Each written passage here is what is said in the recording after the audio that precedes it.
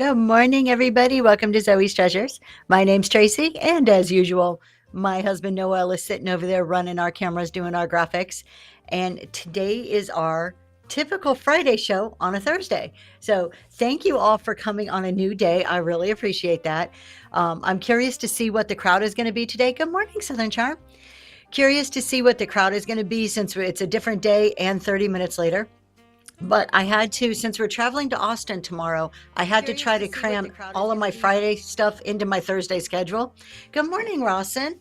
And good morning to everybody else here. Thank you so much. So today is crazy busy.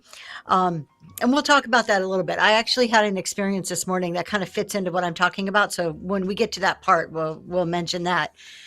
And tomorrow I am going to Austin, you guys. I am so excited to go to Austin. Well, let's say this. I'm excited but nervous too, because again, I don't know if you're like me at all. You have these brilliant ideas. The ideas like, let's go to a seller summit and meet a bunch of people that we've never met before, which sounds like a brilliant idea at the time until today or tomorrow. And I actually have to like walk into a room of people I don't know. Then it doesn't sound so brilliant to me. This is the dilemma of my life. In my mind, I'm a very extroverted person and I want to go and do all the things and meet all the people. But in reality, I want to stay in my house and just do my thing, right? So, are you the same way? Yeah, and it's the struggle is real because I'm even like one of those people, and I know this sounds terrible, but I'm like, oh yeah, let's go have lunch on Tuesday, and then Tuesday comes, and I'm like, oh, why did I make those plans? Why did they sound so good a week ago and not today, right? Are you the same way? Yeah. So I am looking forward to it. I am a bit nervous, but that feeling is kind of what we're talking about this morning. So it's kind of plays into what we're going to get into. A few housekeeping things before we. Are you the same? Plus, you are not a fraud, Auntie Barbie. The minute you sell something, you are a seller. It doesn't matter. I'm going to relate this to running right now. I'm training for a marathon and I am a very slow runner. I am not a fast runner. I can run really far and long distances, but you know what? A mile is a mile and a sale is a sale. So no matter if you run slow or fast, you're a runner. Same thing here. If you sold one item or you sold 10,000 items, you're a seller. So you're not a fraud. We were looking forward to hearing. Yeah, I can't wait to talk about it. So if you guys, did you check in for your flights? Awesome. Our flights are super early tomorrow morning. So I'll be up. We'll be at the airport. I don't know. What time do we leave? Like 7 tomorrow morning, something like that.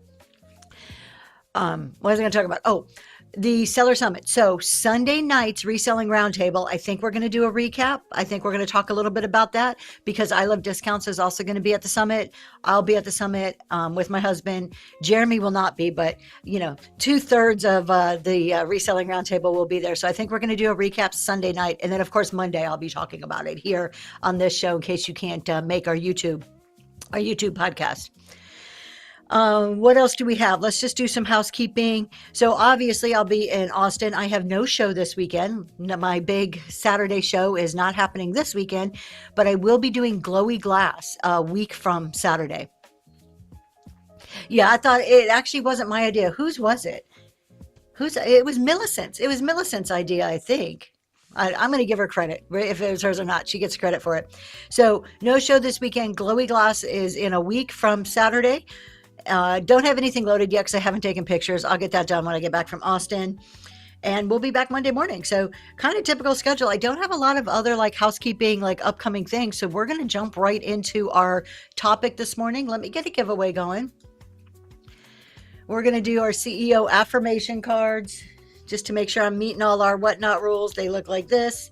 And we're going to go ahead. That is our giveaway. We're going to just keep running them throughout the show as long as I have stuff in there. And with that, let's start talking about our topics today. So today we are talking relationship marketing through live selling.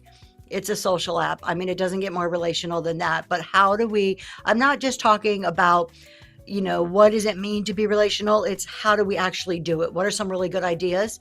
And then in our tax topic this morning is advertising and promotion expense deductions. So we're going to dive into the whole talk about promotions, about advertising. Most of it's tax related, but a few other thoughts thrown in there. Good morning, Trish. All right. So when I'm talking relationship marketing through selling, I want to talk long-term strategy, not cheesy car salesman-y tactics. And if you're a car salesman, no offense, just everybody knows that reference. But cheesy tactics, we're going to get there. I have a whole bullet point about tactics, but that's not what we're talking about. We're talking about long-term. How do we build a business? How do we use the relationship marketing to really build something that's long lasting for us? So building a community that comes back over and over, a community that brings their friends back to see you. And most importantly, above anything else, is trust. And I know you guys have heard, trust thrown out there quite a bit. I'm not the only seller who talks about the power of trust and why it's so important, but you're going to hear it throughout the next hour or so, because really relationship marketing rests on that trust. So before we go on, good morning. Yes, he changes the green screen every now and then, so trying to keep it fresh. So before we go on, I want to know, if you're a buyer, put a buyer in the chat. If you're a seller, put seller, or if you're both, put both. Just curious who's here, because this is a topic that really affects all of us. So a good mix, which is really typical to have a mix. Buyer for now. All right. So no matter what you put in the chat, if you're a buyer or a seller, or you do a little bit of both. Good morning, Erin. This relationship marketing really affects all of us. It affects both sides, the buyer side and the seller side. So if you have thoughts, I would love to hear anything we're talking about, put in the chat, because I think the opinions and the thoughts and the viewpoints from both sides are vital on this topic. So please, as we're going through, share your thoughts. Don't be shy. Don't feel like, oh, I shouldn't say something. Share your thoughts if you have any on here, because I'm talking mainly from a seller. I do buying, but I would say if I had to break it up, which do I do the most of? I'm more of a seller than I am a buyer on the app. So I know there's probably things I'm biased in my viewpoint. I'm talking about how does this relate to sellers, but there's so much of this that the buyers may have a difference of opinion and be like, I don't like when sellers do that, or I don't think that's cool as a buyer. So please, please, please, I would love to hear that as we go through this. So the first point, live selling is relational. We know that. Static selling is transactional. This isn't brand new information. We've talked about this before in shows, but it's a super hard concept for people, particularly those of us that have come from static sites, that we get here, and the relationship part is our huge stumbling block. I almost liken it to the difference between, if you work in retail, or, let's do this. Hey, this is a really good example. I'm kind of going rogue here off the top of my head instead of my notes. Let's think about a restaurant. The waiters or waitresses have to be very relational. They have to smile at the clients, make chit chat, talk to them, right? The customers that are sitting at the table, because their pay depends on some small hourly pay, but they get a good chunk of their pay from the tips. So it's very relational. It's very service oriented. I need to serve you, but I need to have that chit chat, have that connection with each and every table, and each and every table, completely different crowds, right? You can have, grandma and grandpa come at one table and then a bunch of teenagers at the next. So think about the waitresses as your relational, and then the transactional would be the cooks in the back kitchen. They're just getting orders, making that food, throwing it onto the next, to the countertop for the waitresses to come and get. Same business, two very different viewpoints. And that's how the difference between transactional and reselling, like our eBays, our Poshmark, anything that's not live selling, versus our live selling and our relational. Southern Charm, you got that giveaway. Congratulations. Congratulations. So, have you ever felt coming into live selling, have you ever felt like, I don't want to push people, I don't want to be salesman-y? Any of you sellers out there ever feel that way? I have. Yep, Southern Charm, Mel and Stella. I don't know about you, but that was a big thing for me to get over. Is, well, I mean, I don't. If they want it, they'll buy it. Like, I'll just show it. If they want it, they'll buy it. Yeah, it's this, like, I don't want to pressure you. I don't want to push you. Well, the problem with that is that starts to translate into, I'm not going to show you how awesome this is because I want to avoid any perception of pressure or pushing. And we're going to talk the difference between pressure and communication in a little while. But it's a super common feeling that we need to get over. We don't want to be that salesman. Yes, like, oh my God, I'm losing money on this. Bid it up, chat. Yeah, very, very salesman-y. We don't have to be that way. Relationship marketing, relationship selling, this live selling isn't pressure. It isn't that let's push, push, push. It's creating a relationship. And let's talk about ways we can actually create the relationship. I want you to look at it like this. So we use the restaurant example, but let's use another example here. Picture a vending machine, okay? So you go to your vending machine, you put your money in, you push the buttons and the candy bar falls out. Very transactional. We don't have to relate to anybody. Versus, think about this. This is what it should feel like to you as a seller. You go to a friend's house, they offer you coffee, a comfy place to sit. You get a little bit of chit chat, you're spilling the tea, you're laughing, you're joking. You feel welcomed, you feel relaxed, you want to stay longer, and you want to come back. There's a difference between the transaction, the vending machine, and the hosting.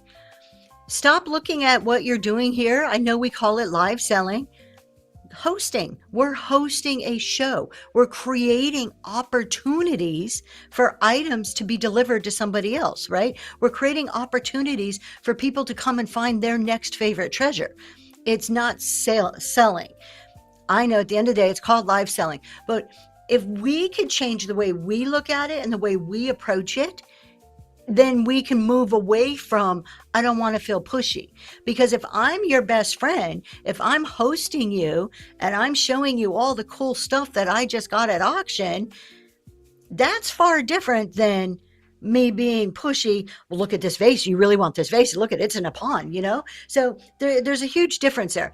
So a lot of it comes from the way we view it to begin with, not just the actions that we have. And that could be a concept that a lot of people don't think about. They just think, okay, I got to sell. Well, how do I sell nicely? Just take the selling out of it. Just don't even think about it. You're hosting. You're helping items move from one place to another. You're facilitating, right? I want to ask you this. When someone new comes into your show, thank you so much for sharing the show. When someone new comes into your show, what is the first thing you think? Just curious. When you see that name pop up and it says joined, what is the first thing you think? Oh, they chose me? Okay.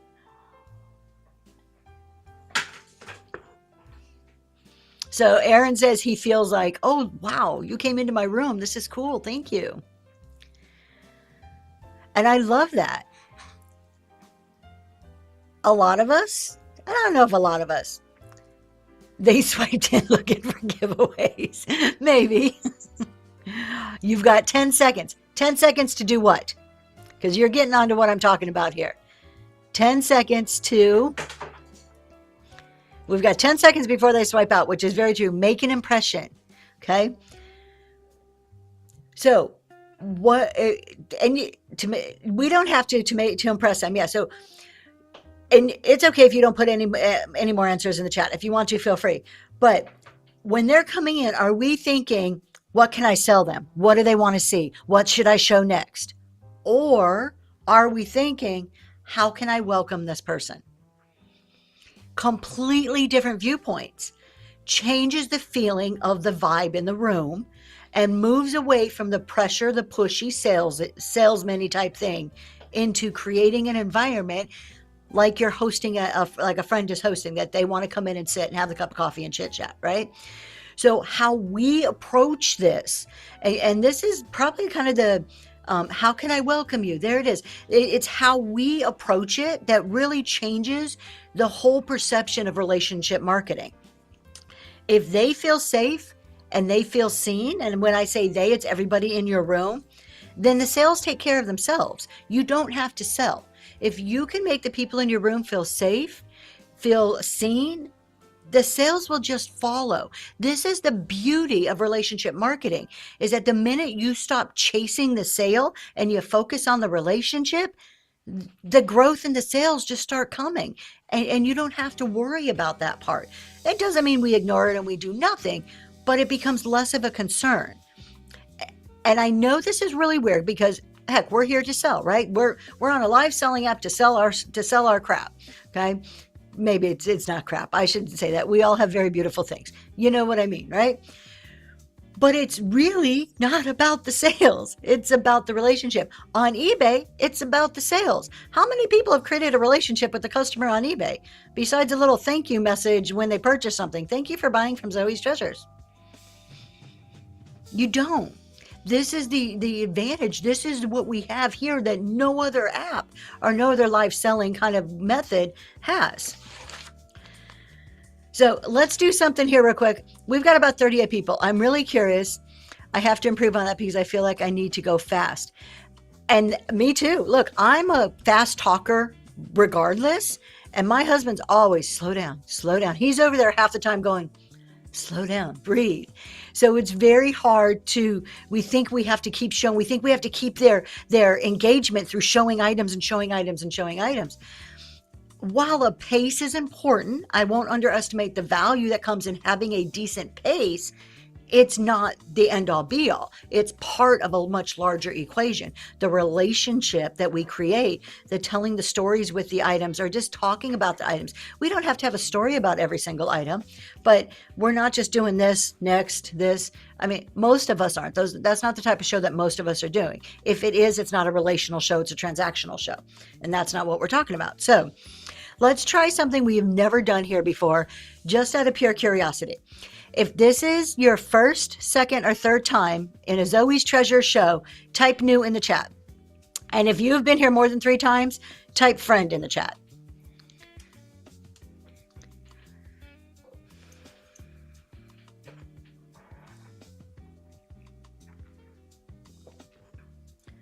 All right, so we got a good mix, probably leaning more towards people who have been here a few times.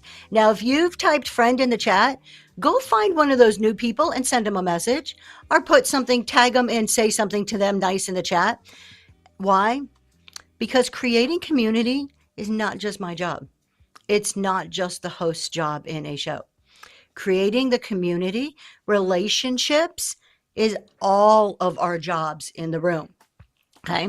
It's not just me needing to make sure I recognize people. I have a responsibility. This is my show. I should be doing that. But this is a community. This isn't Tracy does everything or this seller A over here does everything, right? This is how we grow and this is how we create relationships. Chris, congratulations. You got that giveaway. Now, if you've been around for a while and you just tagged somebody and said, hello, glad you're here, welcome in. How do you think that made them feel? Let me tell you a true story here. I went to a new gym this morning. I'm training and I thought, okay, I need to really buckle down on my cross training. So I went to a new gym at 6:00 this morning. Never been there before. Very small group, private type of gym. So there was like 8 people there. I was nervous as anything going in there. We've already established the fact that I am the one like trying to bury my head on my phone so people don't talk to me, right? Nervous as all get out to go into this gym this morning, to the point where last night I was telling my husband, maybe I shouldn't go. Maybe I should cancel. That's how bad my social anxiety gets. I went into the gym this morning, sucked it up, got my water, put my head high and shoulders back and marched into that gym. Almost like I'm like super nervous, right? I have to walk past the people that were already there. 2 people came up to me besides the people that worked there. 2 people. And again, there was only like 7, 8 people in the room. Came up to me. Hey, are you new here? Welcome. My name's such and such. So nice to meet you. Do you know what that instantly did to me? Instantly, I'm like, I kind of like probably had a visual sigh of relief of, okay, I belong here. Okay, I can do this. These people are nice. It's okay to be here. And it makes me want to go back. That's what you all just did to the people who are new. You welcome them in and makes them want to come back, not just to my show, but to what you're doing too, because they're going to remember your name, that you just tagged them, that you just took a moment to reach out to them. This isn't all about me and my show and trying to create engagement in the chat that's going on. This is about creating community amongst all of us, even if I'm out of the picture, right? And those people coming up to me, they were other members in the gym who came up and welcomed me into their small group workout session. They didn't work there. It had nothing to do with the gym. It was about them being kind people and creating a cohesive environment, because guess what? We're going to be seeing each other at 6 o'clock, a few times a week, 6 a.m. Let's be nice to each other and get along, right? It's the same concept here on Whatnot. So it's not just built by the host, it's built by all of us. Relationship marketing is super simple. People buy from people they trust. Plain and simple. And trust is built through repeated positive experiences. That means positive from me to you, and what you receive if you buy from me, and what's happening in the chat. Are people talking to them? Are they engaging? If you make a joke in the chat and nobody says anything and it's crickets, what do?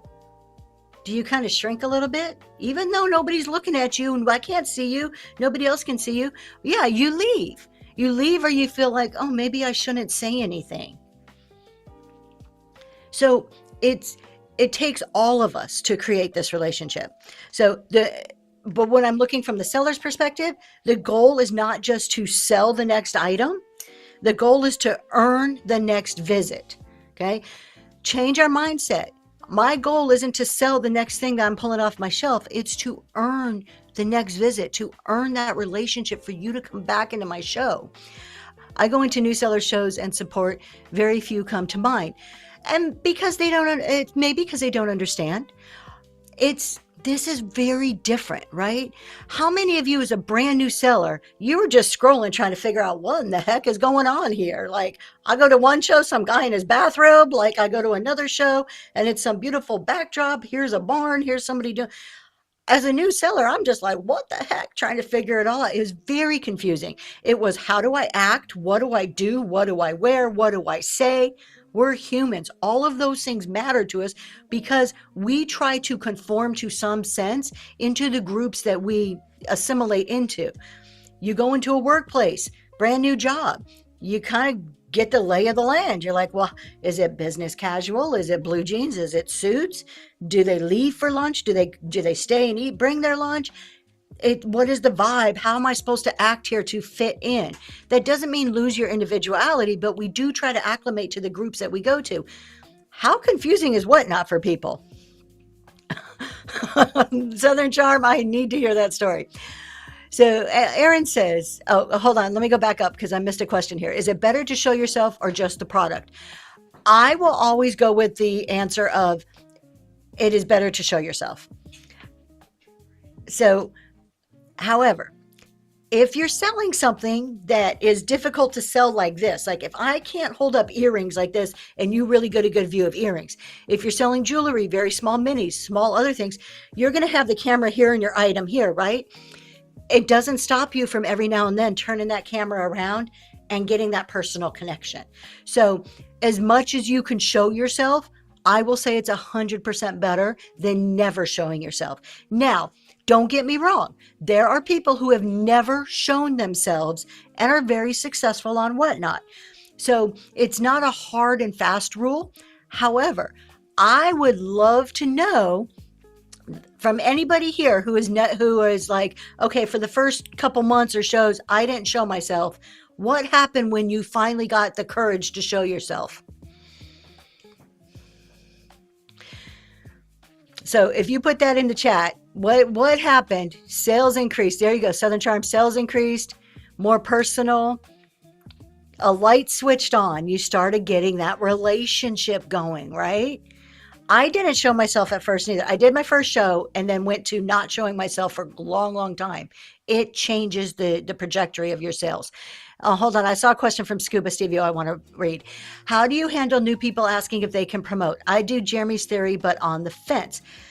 You know what? That is I'm a little on the fence about this too right now. This is one of those things that as a seller, I'm trying to figure out for myself. I used to think, And I think a lot of us as new sellers, we're like, promote, promote, promote. Why? Why do new sellers do this? It creates engagement in the chat. People want to stay. You think you're being friendly. You think you're being accommodating. We think that's how we're creating relationships, is by allowing people to come into our rooms and promote.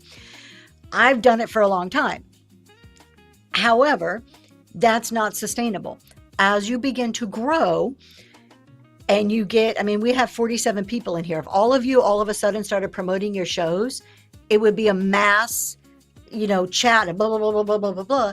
And then anything that somebody was asking me, maybe asking about a product, asking a question, since we're on a chat show, would get lost in the mix.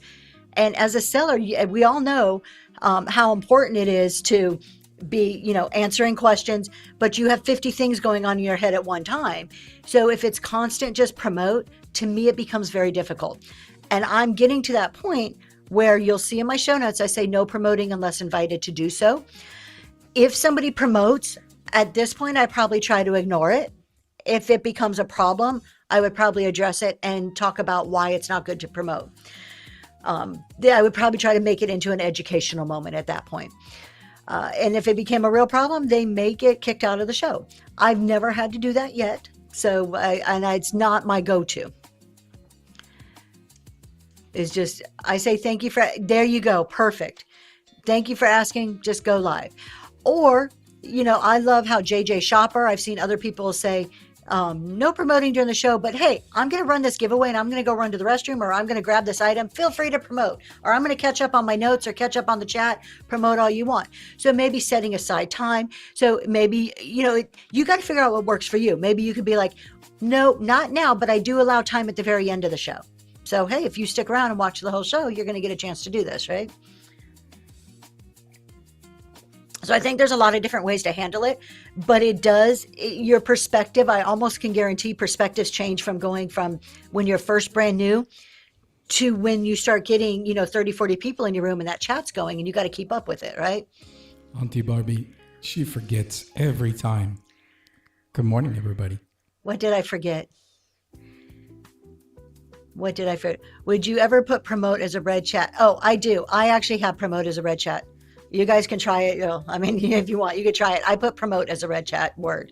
I've gotten to that point only because we've had a few bad experiences, and it was after those bad experiences, I was like, I need to do something just to at least bring the level of it down. You also have people leaving the show to go look and may not come back. You can lose people that way. Would you ever put, okay, so we talked about, about red chat words. What does Kate say? As a buyer, too much promo drives me away from the show. I'm there to see you and your merchandise. There you go, from a buyer's perspective. Thank you. I love to hear it from the other side. I probably wouldn't have thought about that. But yeah, too much of that in the show is just kind of like just being bombarded with commercials all the time during a movie. You don't want that. You're there to see the movie. As you said, the reality is if 10 people promote, it goes right off the screen and nobody reads it anyways. So what does Rawson say? I was only in my second or third show and someone dropped in and gave their show details. No, yeah, exactly. And Rawson, that's the reason we put promote in red chat words for our show, or the muted words, is because we started seeing an increase in that, of people just dropping in, putting all the show detail and then leaving. And I'm like, whoa, wait a minute, what just happened there? So there are some shows as seller support that run so many gift promotions that I call Melinda's. There are some seller support shows that I'm like, I really want to hear what the seller has to say, because maybe they've been around for a while. I've heard them give good advice in the past. So I want to go in and hear what they're saying, but they're so full of the promotions that I'm like, I'm here to hear your advice. I'm here to hear your experience, right? Always ask in red chat. And let's just face it, it's not effective. We're talking marketing here. Promoting in somebody else's show just in the chat is not effective. How many people here, just out of curiosity, I know we have a small sample, actually click and follow or click and check it out if somebody says promotes in the chat? I've never done it. That's me, Junkie Punky. Absolutely.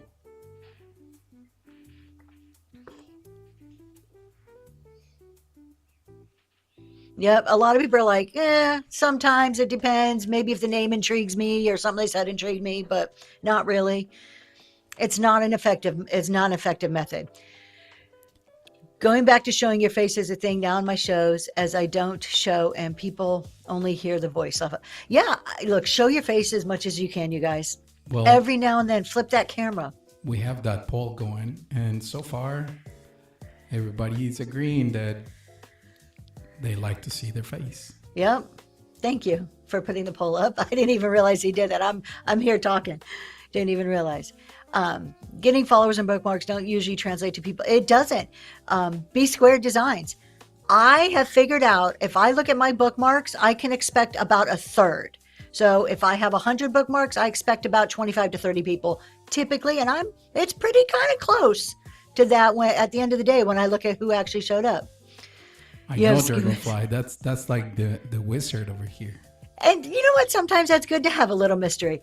If you have one main person that creates that connection, that relationship by showing their face, and another person who's the mystery, some of that's good. Some of that builds that anticipation. I'm not against that at all. But as most of us being just one, like a sole seller, like we don't have a counterpart, I'm very blessed to have my husband. But as if you're just doing this on your own, showing your face creates a relationship. And you know what? I don't care if you got pimples or you're missing a tooth or you have gray hair or you're skinny or you're fat or whatever color your skin is. People don't care. They don't care. Do you think about those things when you go into a workplace or go to a social event? It's like, oh, you got pimples. I don't want to stay and look at you. No, we don't care. What do we care about? The relationship, who you are. That's what we care about. So you don't have to be gorgeous model, beautiful person. You have to have a personality. You have to be a kind, good person. The beauty on the outside doesn't matter. Find you a husband, you need a mystery man. Watch what you say. There was another seller who's like, I need a man, and they did a whole Ray train based around that, looking for a man for this seller. I'm not going to call out their names. If you were around, you know who I'm talking about. You could be the most beautiful person though and have a horrible personality. It is so true, Southern Charm. So, all right, let's keep moving on. Let's talk about how trust converts better than tactics. So when I say tactics, I'm talking about all them salesman things. You're going to hear people give advice. Say this, don't say this. Don't talk about the price of items. Don't talk about money. Talk about the money. Don't talk about who makes it. Talk about the tactics, all of that. While some of it may work, there may be some truth in some of those, but those alone does not mean trust. So think of it like, a house. You can paint a house, but if there's shaky foundation, ain't nothing keeping those walls up, right? So it goes back to selling. I mean, if you can't build that trust to begin with, no amount of tactics that you put on there is going to help you sell. Because if they don't trust you, it doesn't matter what you're saying or doing. The trust comes first. Being authentic, absolutely. I know all of us here can instantly tell when someone's BSing you on the screen, when someone's being nice. And I won't call them out. There's a couple of people on here that I am like, oh my goodness, they are wolf in sheep's clothing. These are people that are like, I'm so for community, gimme, gimme, gimme. And it drives me insane. We see it. It comes through. And it's not just me that sees it. It's visible to everybody. We're all smart people here. We've grown up around other people. Our BS meters are working, right? And we know when we're seeing that. So if you're on here trying to be like, if that's your MO here, you're not going to last. You will you have some people in your room? Yeah, absolutely. Because some people don't care. But are you going to build trust? Are you going to build people that come back over and over and over again? No, what you're going to get is you're going to have people that are in your room until that BS meter starts dinging and they're like, yeah, I'm out. See you later. You're not creating relationships that last. Did you see that yesterday, Southern Charm? Yeah. And again, we don't call out people here. I'm not getting on you, Southern Charm. I'm not calling out names, but we've seen it. We know it. We've all experienced people who aren't being on the up and up with us. So, what does trust look like? What does trust look like in selling? So what does this mean for us as whatnot sellers? Because it's great to say, oh, be trustworthy, show trust, create trust. Okay, how? Show me, tell me, what does this mean? telling the truth, obviously, to be trustworthy, you have to tell the truth. But it's telling the truth about the condition of the item. Good morning, Kelly. You're not late. We started late, actually, so we've only been on for a little bit. So telling the truth about the condition of the item, not just going really quick. I'm always surprised here, and just tell me if you guys have ever thought about this. The sellers and now mods that charge you to promote for you, that isn't sustainable. Oh, absolutely not, Kate. Absolutely not. I can't believe that they even charge. Well, I mean, there's sponsorships, but there's people that like charge to be on raid trains, which is against terms of service, but they hide it under the guise of something else. There's people who will charge to, oh, if you tip me, you can promote. That's not really allowed. That's against terms of service. So yeah, and why would we do that? And people do it, and I'm blown away if I'm in a show and I see something like that. I'm out instantly because I just don't want to be in that environment. But blows my mind that, you know, as long as there's people willing to pay that money to do it, the sellers who promote that will continue to do it. So it takes all of us again. So we're talking about conditions. So here's something that always surprises me, and I don't know if it surprises you guys too. There's a whole thing in the vintage decor, and this could be a, I'll get to that. Thank you.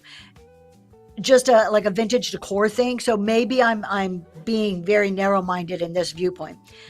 But in vintage decor, we like do a lot of measurements. I keep a tape measure here. I see a lot of people wear things around their neck, and we're like, okay, it's 6 inches high. It has a chip here. It has we really try, because what we're selling is used. What we're selling is old. It's vintage. It's antique. So we really try to tell you. But I see some sellers that are like, all right, we have a pen. Check it out. Okay, run. And I'm like, well, who's the maker? Is there a chip? Is it? And they're making, like, they seem to be successful. They're selling stuff. And I'm like, wow, how do you do this without showing it? Because to me, you're not building trust if you're not showing it. I could be wrong, but I really feel that the more you show it and the more you tell about the condition in a timely manner, of course, keeping a decent pace, builds that trust. So showing those flaws up close doesn't mean that you have to exaggerate the flaws. We don't have to be like, okay, everybody, this is a beautiful mug, but we have a big chip here. I don't know about this chip. It may leak, but there is a chip, the crack line, and, this has been repaired, and it may come off. So don't hold the handle. We don't have to over exaggerate it, but we can say, so we have a little crack line here. It's only on the outside, not on the inside. So I think it's still going to be perfectly fine to put your coffee in. The handle's been repaired, but look at this, still nice and sturdy. You can call things out without being over exaggerated about calling it out. Like, we don't have to go to the nth degree in saying what's wrong. Makes me bonkers, but there are people who bid on rings a girl describes and doesn't show until they win.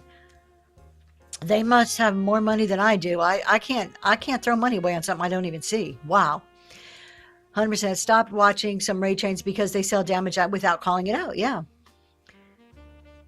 Every flaw is important. Exactly. I agree. We have to call it out, but we can call them out. You could have a piece of jewelry with maybe a stone missing. Hey, look, you guys, check it out. There is a stone missing, so bid accordingly. But you know what? I know you can replace these stones, a dab of glue, and it fixes it right up. All right, there's this seller over here who fixes jewelry. I'd be happy to refer you to them. Like, you could make a call out and still put a positive kind of spin on it. And spin to me sounds bad, but make it positive. Integrity, absolutely. Integrity matters. Explaining what you do or don't know about something. Again, we don't have to over explain, but there's quite a few times when I'm showing something, I'm like, I don't know who makes this. It's a piece of glass. It could be L.E. Smith. It could be Fenton. I don't know the maker of this glass. It's a beautiful piece of glass. So explaining what you don't know sometimes is just as valuable as explaining what you do know. If I can come to you and say, look at this gorgeous L.E. Smith vase, that's important. It gives you some reference. Maybe you're an L.E. Smith collector, or maybe you're a Fenton collector and you hate L.E. Smith. Now you have a piece of information to make your buying decision from. Telling you if I don't know who makes it is just as important. Now, instead of trying to make it up, like, well, it may, I don't know, it's this person, and lying, right? Packaging and shipping consistently. So packaging well and shipping consistently, that builds your trust. And the biggest of all, and I think everybody here will probably agree with this one, you do that all the time. What When I don't know, I try to use, every adjective. We're describing it the best way we can, but sometimes I know as much about this mouse as you do.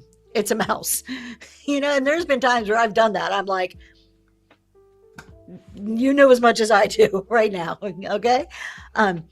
This is the big one. The big one on building trust. No drama. No drama. Now, some people build their whole shows around drama. I don't think it's a sustainable business model because you always have to then manifest bigger and bigger and bigger drama to keep it going. But no drama in shows. That just erodes trust. And the other thing that erodes trust quicker than anything else are the pity shows. I don't trust somebody who's like, come to my show. My washing machine broke. Help me get $1,000 for my washing machine. No, sorry. That you're using me for the transactions. That's not relationship building. That is, I need you to come save my butt. I need you to come pull me out of a hole. Whereas don't even talk about your washing machine. Create the relationships, continue to sell, and guarantee the good morning, sassy vintage chick. I can't wait to meet you tomorrow. It gives me pause too. If I see stuff like, help me fix my car, help me fix whatever, I'm not going to go into those shows. But if we've already created a relationship and you don't mention that, guess what's going to happen? You have the base. You've created the relationship already. You don't have to resort to pity because you already have people coming and buying from you. Or I can't pay my rent, so please buy this junk. Exactly.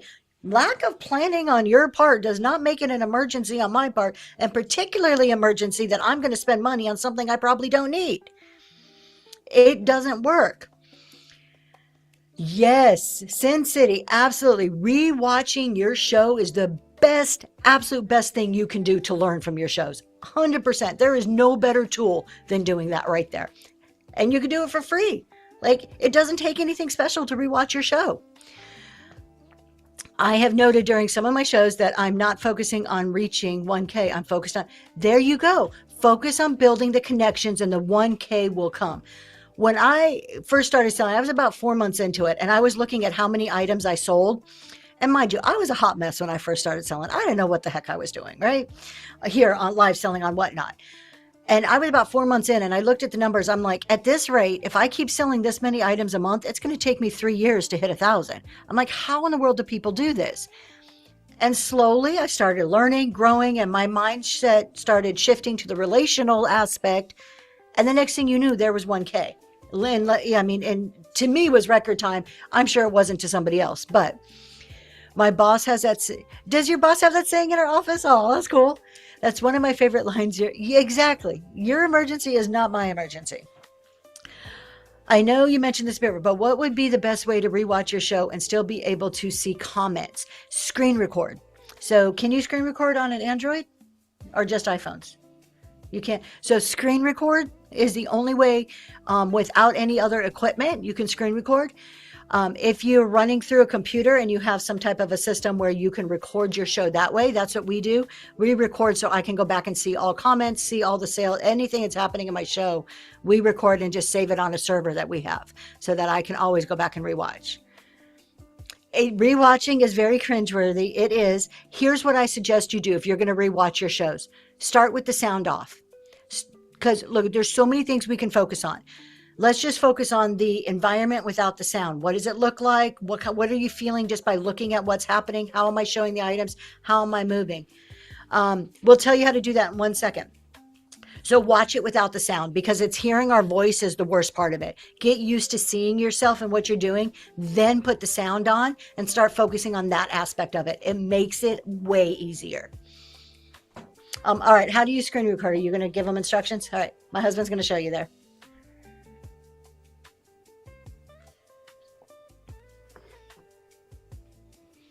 Are you ready?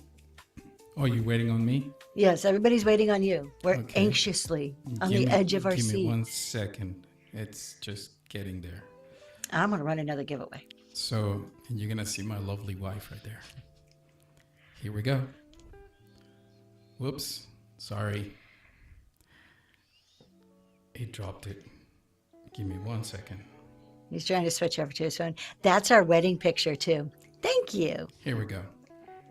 All right. So that's my screen on my phone, right? And if you go to the very top, and this is an iPhone, if you go to the very top right, you swipe down and you got that menu, right? And that menu can be customized.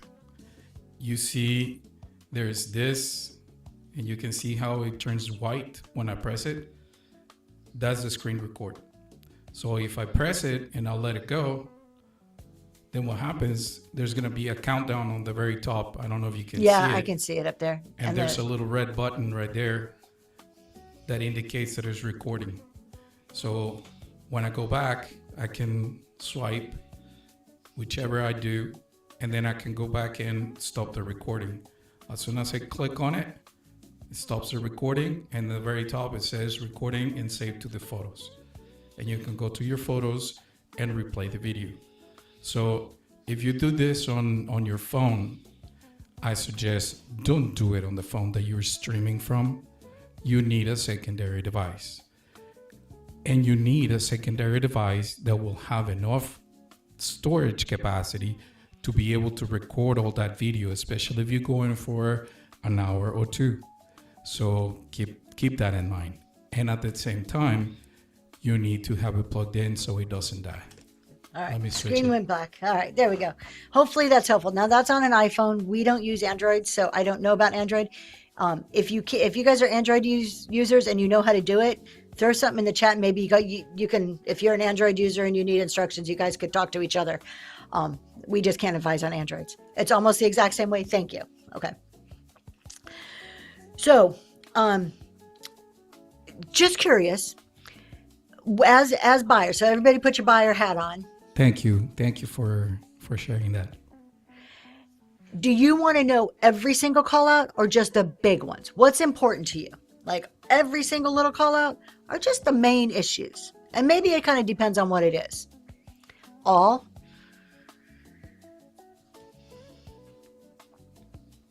Yeah, we're overwhelmingly, everybody's like all. I agree. I want to know all of them. I don't want to just know, hey, this handle was repaired and then turn it around and find a big crack on the other side. Sometimes it depends on the items. Like if it's a piece of clothing, I don't really buy clothing on Whatnot very often. I just find I'm super picky about clothes. But if there's a hole, obviously tell me if it's a hole. But if there's just a loose thread, to me that wouldn't be important, but maybe to somebody else. And as sellers, yeah, major is relative. Exactly. I think that's what we're kind of saying here now too. As sellers, we need to be mindful that, yeah, the major is relative. One person, a loose thread may be nothing and meaningless. To somebody else, that may be a no-go. Like, I don't even want to deal with loose threads. So we have to keep in mind that your buyers are coming from all different perspectives and experiences. So how they see it is all different. It's like an antique frame. You can tell me it's chippy because it's chippy all over. Exactly. Like, hey, look at the whole thing. It has wear. You could tell it's been used. Location. There you go. Just like real estate. I 100% agree. All right. How about this? Engagement builds loyalty. We hear, oh, be engaging. Have a good personality. Be engaging. All right. When I was first a new seller, I wanted to scream every time somebody said be engaging, because I'm like, first of all, I'm a boring CPA. How in the hell am I supposed to be engaging? What does that mean? Do I need to stand in my head? Do I need to dance? What does engaging mean? So, and it's confusing. It's like, what do you do to be engaging, right? And I felt because I don't feel like I'm an entertaining person. I've never felt, thank you so much. I've never felt that I'm an entertaining person. So I really struggled with what does this mean? Like, so engagement is not talking more. And it's not being fake. Exactly, Kelly. Not talking more and it's not being fake. Engagement is making more people feel included. Plain and simple. Engagement is making people feel included. Now, take that out. It's not a performance you are doing. It's how you are treating people, how you are bringing them into the show. That's engagement. Completely different perspective. I wish, who's going to get that giveaway? Jenna's Finds, congratulations. Thank you for being here. Congratulations. I wish somebody would have told me this when I was a new seller, that it's about how I'm including people, not me. It doesn't rest on my shoulders to entertain you, right? So if you're struggling for engagement, I have a couple ideas, and then I'm going to ask you guys, please put your ideas in the chat. Oh, cool. I'm glad you like it. You're going to get some. So if you're struggling for engagement, try this. Name, notice, invite. This is a super easy thing to begin with. If you're brand new, this is a super easy way to start engagement in your shows. Name, use their name whenever you can. Use your people in the chat. Use their name, like, Jenna, you got that giveaway, congratulations. Or when you're reading a comment, read their name. Like right now, Reclaim Vintage was raised to be productive every minute of the day. Oh, me too. It's why I go so fast, and I feel like I have to be productive. I need to slow down, but it's super hard. My husband's like, yep, he's giving me that look like, listen up, girl. That is so my problem too. You guys can hear it now. I do talk fast, and I feel like I need to be showing. This was one of my struggling blocks with showing jewelry. When you show jewelry, you have to slow it down. I was struggling so bad with that. You're both that way, yeah? Okay, so if you were brand new, start with name. Use people's names as they're coming in, as they say something, any chance you get. Use their username. And if you know their personal name, if they are, you're on that level, it could be Southern Charm, that's Michelle, or hey, the Aaron Sphere, which is Aaron. I tend to stick to usernames, to the names that are on the screen, because if I just start saying, well, Michelle taught me this and Michelle showed me this and I learned in Michelle's show, you guys are all like, who in the hell is Michelle? But if I say Southern Charm, now you know who it is. Now you can click on her and follow and be like, ooh, she learned that in her show. I want to go watch that show and learn some stuff too, right? So name, notice, call out something that about the people in your chat. So if, like Southern Charm is there, I'm just going to use you as an example all morning. So if Southern Charm comes in my room, we're friends now. I can start talking using her as an example. I can also be like, if I'm selling primitive Southern Charm, I found this crock, or she loves butterflies. Every time I buy butterflies, I think of Southern Charm. Use their name. When you're showing your items, if it reminds you of somebody, if you remember a purchase they made. I'm terrible about remembering the exact purchases. It takes like a long time for me. So I don't do that part. But if you're good at knowing, somebody loves blue and white, you're like, oh, Bob, welcome in. Guess what? I got some blue and white in. I'll be showing it later in the show. I know you love that. But think about this. And I extrapolated to, if you're interested in someone, do you go all in super fast? Or do you take your time and make it interesting and give it an opportunity to the love to fall in and to grow and to mature? Listen to that voice. Now you all know why I married him, right? There you go. Super fast. I was super fast. I'm like, boom, 3 months, I'm moving in your house. We're getting married. He's like, slow it down. That's right. Slow it down. So I'm a lunatic. Love bomb, baby. Hey, look at Aaron.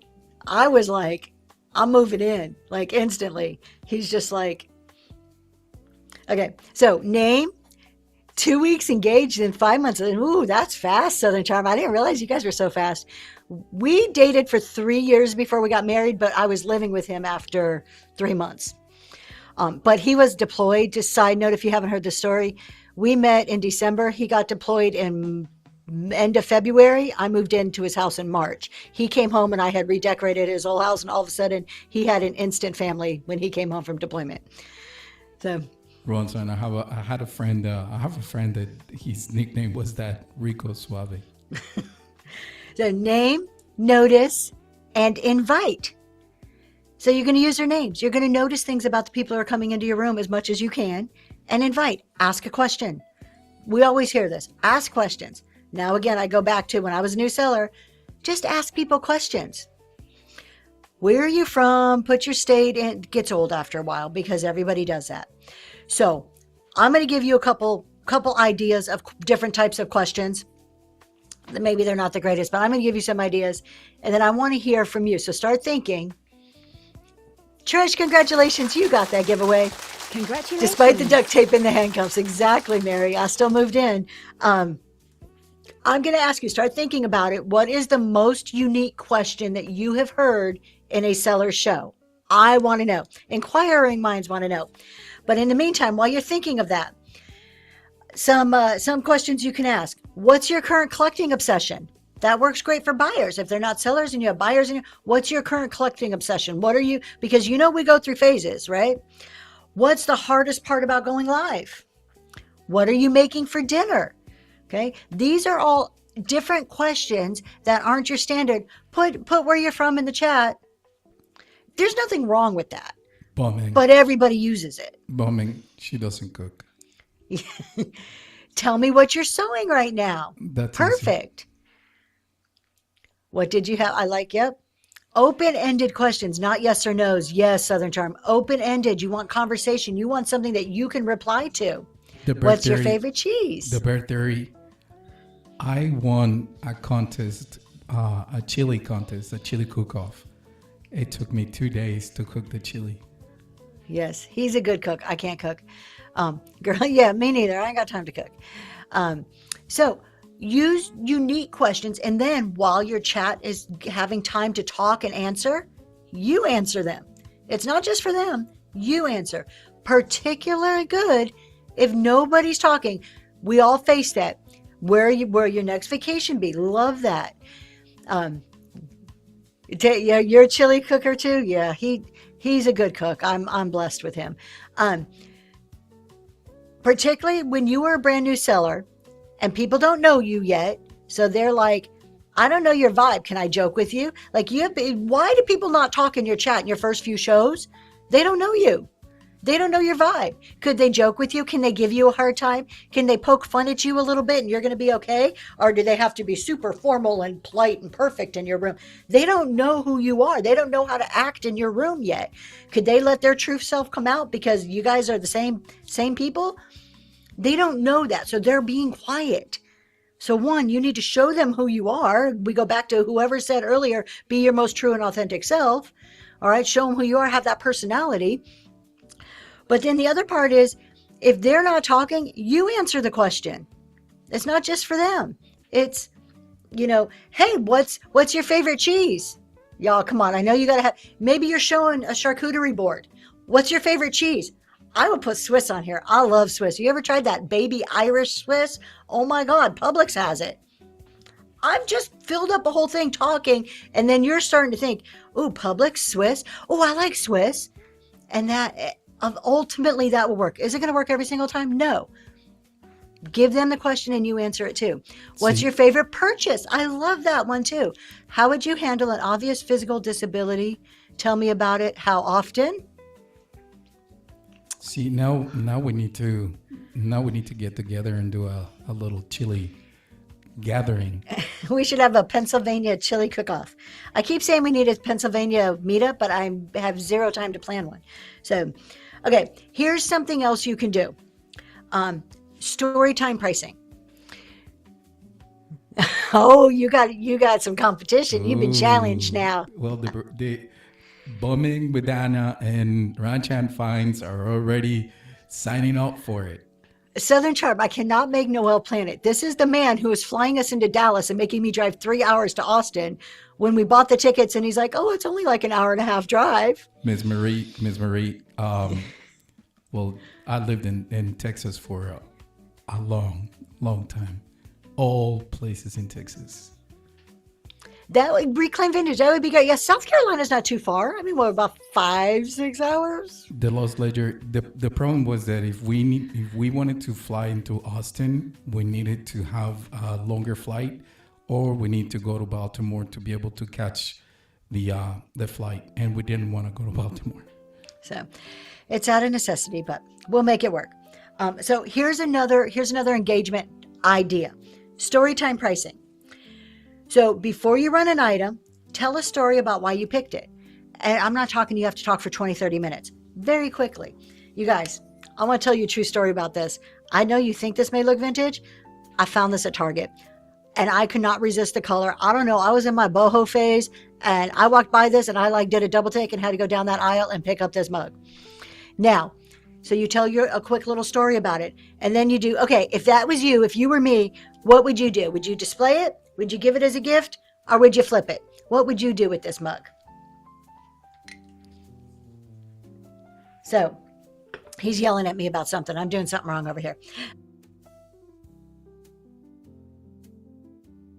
So he's telling me my mug is transparent. So if I hold it up, oh yeah, it is transparent, isn't it? Okay. Anyways, tell a story about your mug.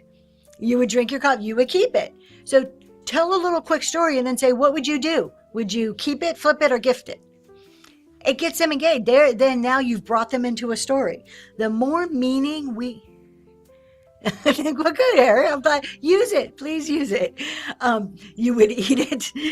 The more meaning we attach to items, the more meaning we attach to the things that we're selling, the more the buyers feel connected. Okay. The more buyers feel connected, the more loyalty, the more they want to buy it. It starts to create that engagement. Okay. So this isn't about tactics. It's about, one, you build the trust and then you start adding on engagement ideas, because once that trust is there, they're like, oh, I would totally flip that. Girl, why would you even think about keeping that ugly mug? Flip it. And they know you're not going to get offended. Whereas if you haven't built any trust, they would be like, you should do what you feel is best, right? So you're going to get this, or maybe not say anything at all. Daisy Lane does tell great stories. You guys want to hear a storyteller? And she has built that in. That is part of like her, I want to say strategy, but she's a natural born storyteller. You can tell just by listening to her. But that's part of where she wants to go. She wants to be like, I'm going to bring you really cool vintage and antique items, and I'm going to tell you some history about them, because she enjoys that. And you can feel that enjoyment coming through. It's authentic when she's like, I researched this and you know what I found, and it was made by this person and then it traveled over here, and and she tells the whole story. You don't have to be a Daisy Lane, but you could figure out ways to make that connection to items. I am not a Daisy Lane by any means. I don't tell good stories, but I could sure tell you how I found the mug at Target and it made me flip back around, and you're just like, oh yeah, Target, I've been there a million times. I can't tell you how many times I've done a double take just to pick up something I didn't need at Target, right? There's still something relatable there. We're very unoriginal. The only things that we do are magic tricks. See, I can make her disappear.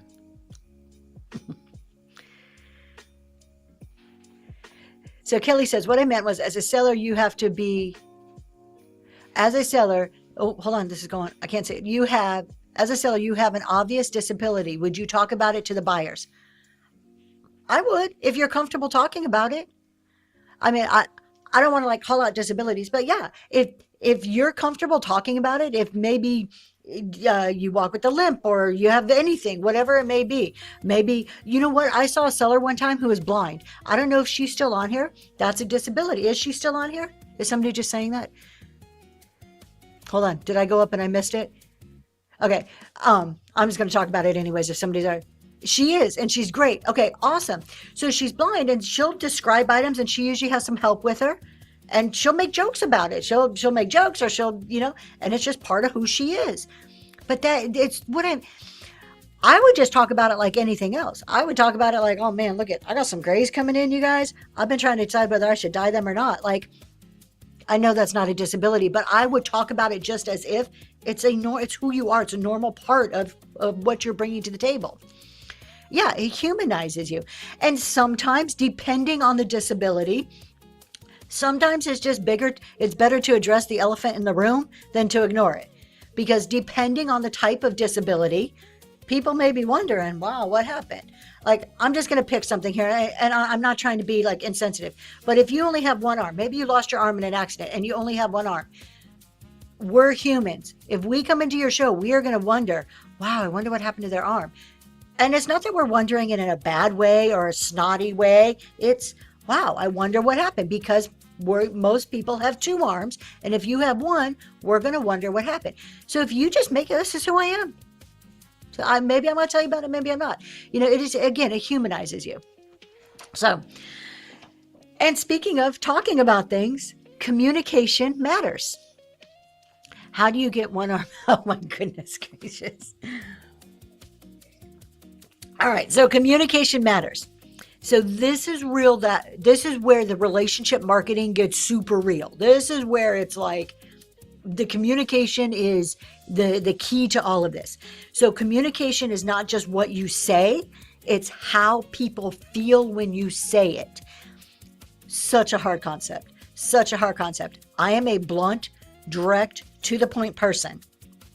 People feel put off. I have to know that about myself to temper what I say. Even on some of these shows, I can come across, can you feel that to your core? I could come across, and my husband will tell me after the show, like, you were sounding really bitchy. And I'm like, but I wasn't. I was just trying to make a point. And to me, I'm like, I'm not feeling bad towards anything, but it's very easy. Sassy Vintage Chick is like,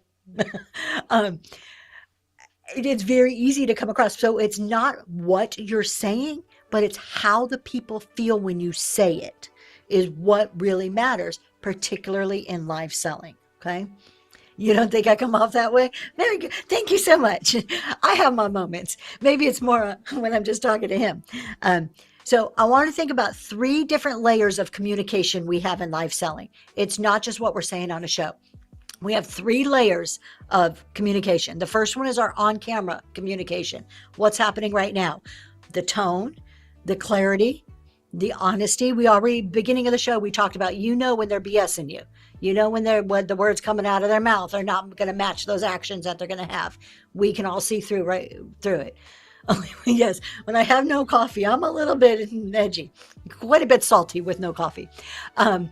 So your tone. A little bit. Okay, now, mister. The clarity. How clear are you speaking? I have to watch this a lot because I do start going really fast and then I trip over my words and I say the wrong word. So is it clear? And also, is it clear in the messaging that you're giving, right? And then are you being honest about it? So the second form of communication we have is the chat communication. What's happening in the chat? How are you responding? Are you responding? It's hard. It's hard to watch that chat. This is where you start thinking, do I need a mod to come in and help me? I am so thankful for my husband because there are comments I miss. And he's like, go back, scroll up, you missed it. And so he's helping me to make sure that I'm addressing everybody and I'm not leaving people out, right? Do I still miss things sometimes? Yes, it happens. We can't catch everything. But how are you responding? How fast are you responding to the chat? Did they ask a question 15 minutes ago and you never answered it? This is one of the reasons you'll hear me frequently say, Dragonfly, I see your comment. I'm going to get right back to you while I finish a thought and come back, right? So you have Menno brain. I make it part of my show personality. Words are hard. Deals are easy. See, but you've made it into what you're selling, right? So you're kind of like, look, I don't remember anything. I'm going to do my very best, but trust me, I'm not going to remember from 30 seconds ago. So remind me. If I miss what you're saying, remind me, right? So it's just they know it. You're still being very clear in your communication. And how kind are you when you respond to the chat? This is huge. I cannot tell you how many sellers I see. They're like, just press the button and boot them out. Just boot them out. There are people that need to be booted. Yes, I have a hard time remembering too. There are people that need to be booted if they are being belligerent and rude and nasty in your chat. Absolutely, I agree they should be booted. But if somebody just asked to promote, maybe that's a time for education. Maybe that's either, okay, I'm not going to address it, or, hey, we don't do promoting during the show. I'm going to set some time aside at the end. You're happy to promote at the end. Or, we don't allow promoting, and this is why, and do the education moment. How you respond. Boot the trolls. There are some people that legitimately a boot is exactly what they need. A lot of times what people need is kindness. We just need to respond in kindness. So that's the second type of communication. Good morning, Extending Grace. Is how you respond to your chat, how fast you respond to your chat, and how kind you are to your chat. Okay. It's huge. You like to promote at the end. And there's so many different ways. And like us as sellers need to pick what works for you, right? It's okay to say no promotions this time, that time, whatever it is. The third type of communication is after the sale communication. Okay. We have what's going on in our show, how we're talking to the chat. Show notes is another one. My husband's telling me, don't forget your show notes. That is, but I'm talking more verbal here, even though after the sale isn't verbal, but after the sale communication, you're packing. Do you put notes in? What are you doing afterwards? And I'm not an advocate for a note in every box. I think it's not sustainable. I think every now and then, but I'm just not one. I started putting thank you notes at the very, very beginning, quickly realized that there was no way I was going to be able to do that as I grew. And consistency for after the sale communication. Does something go wrong? Are you addressing when something goes wrong? Look, I'm going to admit to a mistake I made right here, but let me tell you how I handled it. I had in a recent show I did, I had 2 glass compotes that looked very, very similar. I actually mixed the pictures up when I sold them. I knew the minute I was running them that I had mixed the pictures up. We said it verbally. We talked about it during the show. I said, don't worry, I'm going to get this right. I'll make sure this person gets theirs and this person gets theirs. Lo and behold, I go to ship them out. What did I do? Mix them up, sent the wrong compotes to the wrong people. We all make mistakes. But what the important part is then is, what do you communicate? What do you do? Own your mistake, communicate it. Hey, Seller A reached out to me. I didn't even realize I made the mistake till Seller A reached out to me. And she said, Tracy, I think you sent me the wrong one. This is the picture. Look, and I'm like, you're 100% right. I made a mistake. You are 100% right. Look, I don't know if we can fix this right now. Hold on. I'm going to reach out to the other person. Let me talk to the other person. Let's see what we can do. Contacted the other person. The other person's like, I'm not at home. I'm not going to open the box till tomorrow. I'll let you know. I could have just left it and waited. No, go back to Seller A and say, hey, the other person won't let me know till tomorrow. So I'm just letting you know I'm going to give you an answer as soon as I hear tomorrow. Well, I didn't hear for 2 days from the other person. So I go back to the person A. Hey, I still haven't heard. I'm going to follow up. I'm going to let you know by Monday we will have this resolved one way or the other. It's owning what you do and then making sure you communicate. And do you know what? Every single time I have to do that, there is I feel this thing in my stomach, like somebody's punching me, like, oh my God, I don't want to open this email because they're going to cuss me out. And I don't want to read what I know I screwed up, but I don't need their attitude. Neither person gave me an attitude. Both people were super, super kind and like, thank you for communicating with me. Thank you for trying to fix this. And now we're at the point where it's getting resolved and everybody's getting their right item. Now, does that happen a lot? No, but that's the whole thing. They're going to be nice to you if it's not a common occurrence. Hold on, I missed a lot of comments. Let me kind of go back and see what I'm missing. Wish what not allowed us to message our buyers since we have engaged them in our show. I mean, you have the ability to message them. I think you have to create a very strong relationship first. Do not spam. You can't send your shows. But if I see something that Southern Charm likes and I know we're friends already, like we have some communication, I will not hesitate to send, hey, go check out this show. They're selling a bunch of Crocs. I know you like Crocs, but you can't just do that like with whatever. The Old Ladies Attic. So many people who are asking to promote are brand new and don't know the etiquette. Exactly. No need to be nasty or mean. Educate. Why is that useless? Thank you, Sassy Vintage Chick, for helping answer. I like to sing in the shower, but that would do it. The Lost Ledger. I received the wrong item recently, and the seller was not at all proactive, and I had to push her to resolve it. And now, what does that make you do, the Lost Ledger? You're probably like, you're going to think twice. You're like, do I really want to shop there again? You know, hopefully the 2 people that you have experienced this and my recent mess up are both happy with like, look, she made a mistake. She owned up to it. She addressed it very quickly. We did everything we could. We're going to get our right items. Have a very good day. So after the sale communication, whether you screw up or not, is still very vital. It's still important.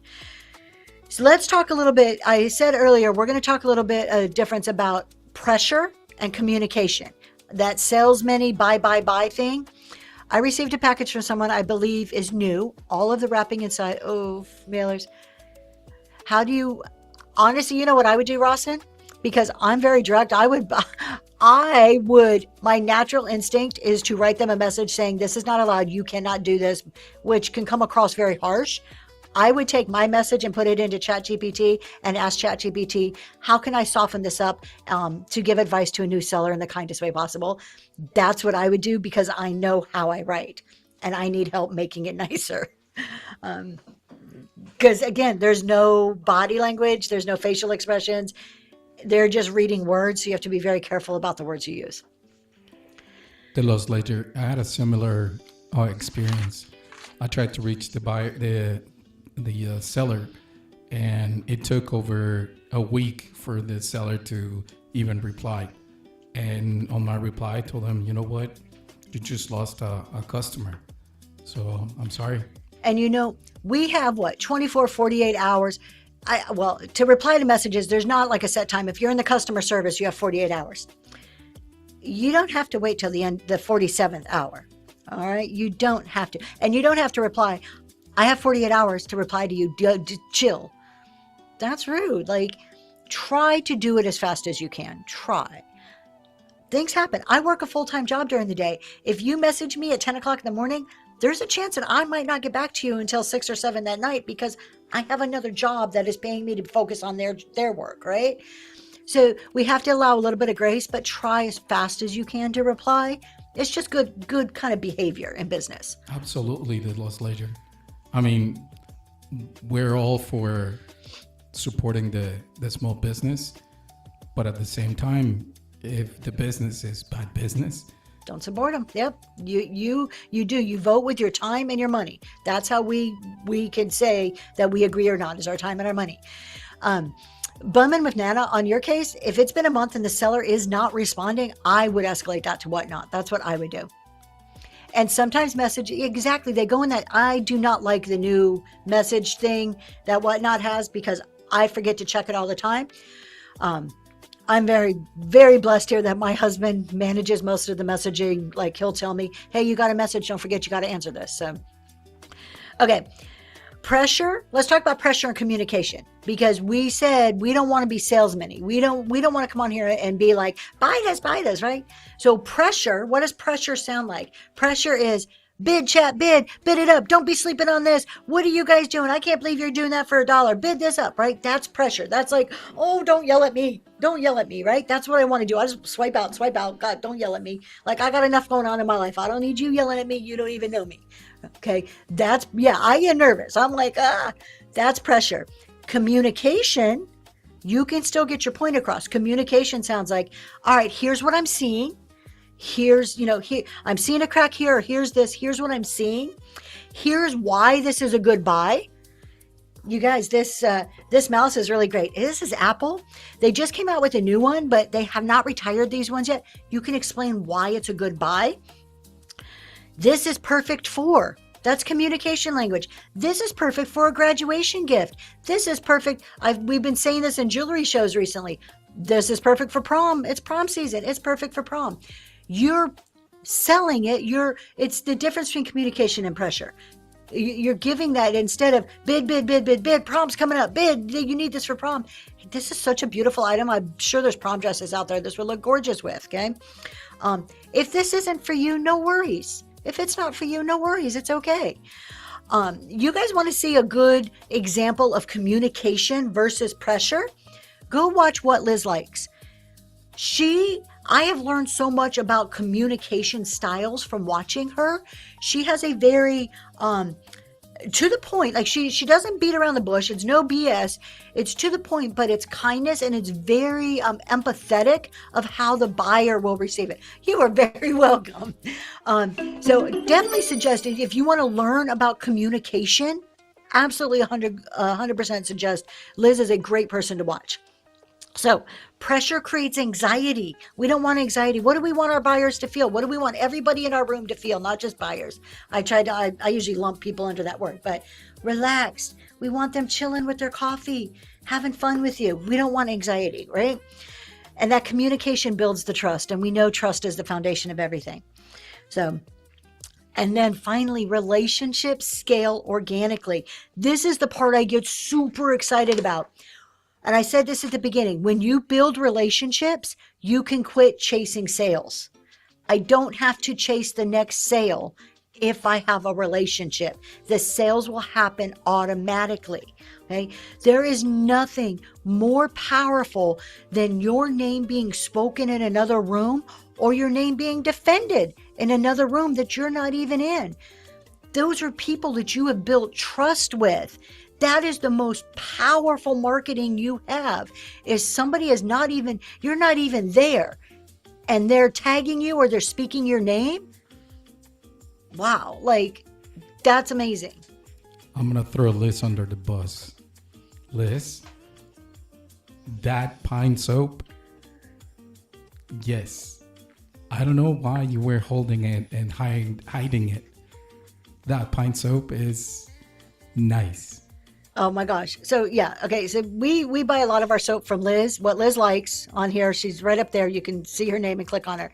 She hand makes her soap, all her own ingredients, like her own recipes, formulas, everything. And it cures for like the longest time. So you get teased. You get teased for like 6 weeks. She's like, I made a bunch of soap. It'll be ready next month. And you're just waiting. You're waiting and you're waiting. Like, talk about creating anticipation. All right. And then because it's hard to make. So my husband bought this soap that is, what is it? Pine wood and tar. He brought it over to me. He's like, smell this. I'm like, oh my gosh. Think of the most gorgeous actor, the male actor, for all of you women in the room. Think of the most gorgeous male actor that you can picture. You know, like back in my day, it was like Brad Pitt when he was young. But think of whoever, Jason Momoa or somebody, and just think of how he would smell. I'm like, you need to go take a shower with that soap, honey. Go take a shower right now. I'm like, it smells so good. Okay. Now let's kind of back off that. I gotta get my mind out of that thought process here. Yep, there you go. All right. Relationships are like compounding interest. Let's get back to some money. Let me talk money. That always brings me back down to earth. Relationships are like compounding interest. So with compounding interest, you never see the full payoff right at the beginning, right? But every time you show up consistently, exactly, a whole new meaning. Absolutely, Miss Kelly. Absolutely. So, yeah, Liz, if you tell everybody when your next soap drop is, because everybody is anxiously waiting. So, when you show up consistently, you treat people well, communicate clearly, you're building that trust, you're putting little deposits in. Okay, those deposits finally come back and pay off in the form of repeat buyers, referrals, lively chats, and a community that's speaking your name. Okay, it's not going to happen overnight. Just like compounding interest, it's piece by piece by piece by piece. It's your continued actions. And I'm going to say this, I said consistently, show up consistently, showing up over and over again. Don't do 3 shows. I read a Facebook post this morning that said, I've done 7 shows and I've only sold 1 thing, so I'm giving up. 7 shows is nothing. 7 shows is nothing. You think you were supposed to build trust, repeat buyers, and people referring you in 7 shows? Girl, give it some more time. It's piece by piece. It's little bit, little pennies, right?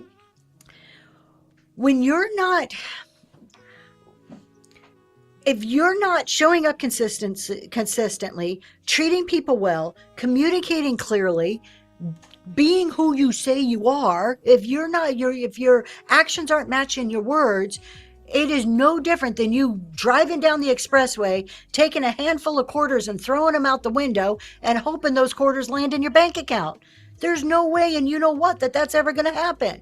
Same thing with live selling. If you're not putting in that effort, all these little pieces over and over and over and over again, you're not going anywhere. It's not going to land back in your bank. Okay. So just that's it. I'm getting wound up with that one.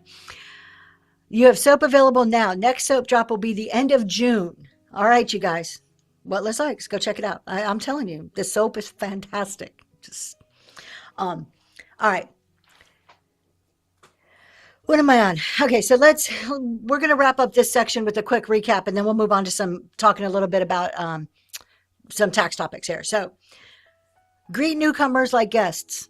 And again, it's not just my job. It's not your job as the host of a show. We have a responsibility. We need to greet people, right? It's everybody's job. If you frequent a show, if you always go to the same person's show and you see a new name pop in, tag them in the chat and say, hey, welcome in. We're a community. Just because this is Zoe's Treasure Show doesn't mean that Tracy is in charge of doing all of it. I do my part, and you guys as part of the community do your part. Greet each other. Not only are you showing just being a kind person, if somebody greets me when I walk into a room, I'm probably going to click on their name and be like, who is this person? That was really nice.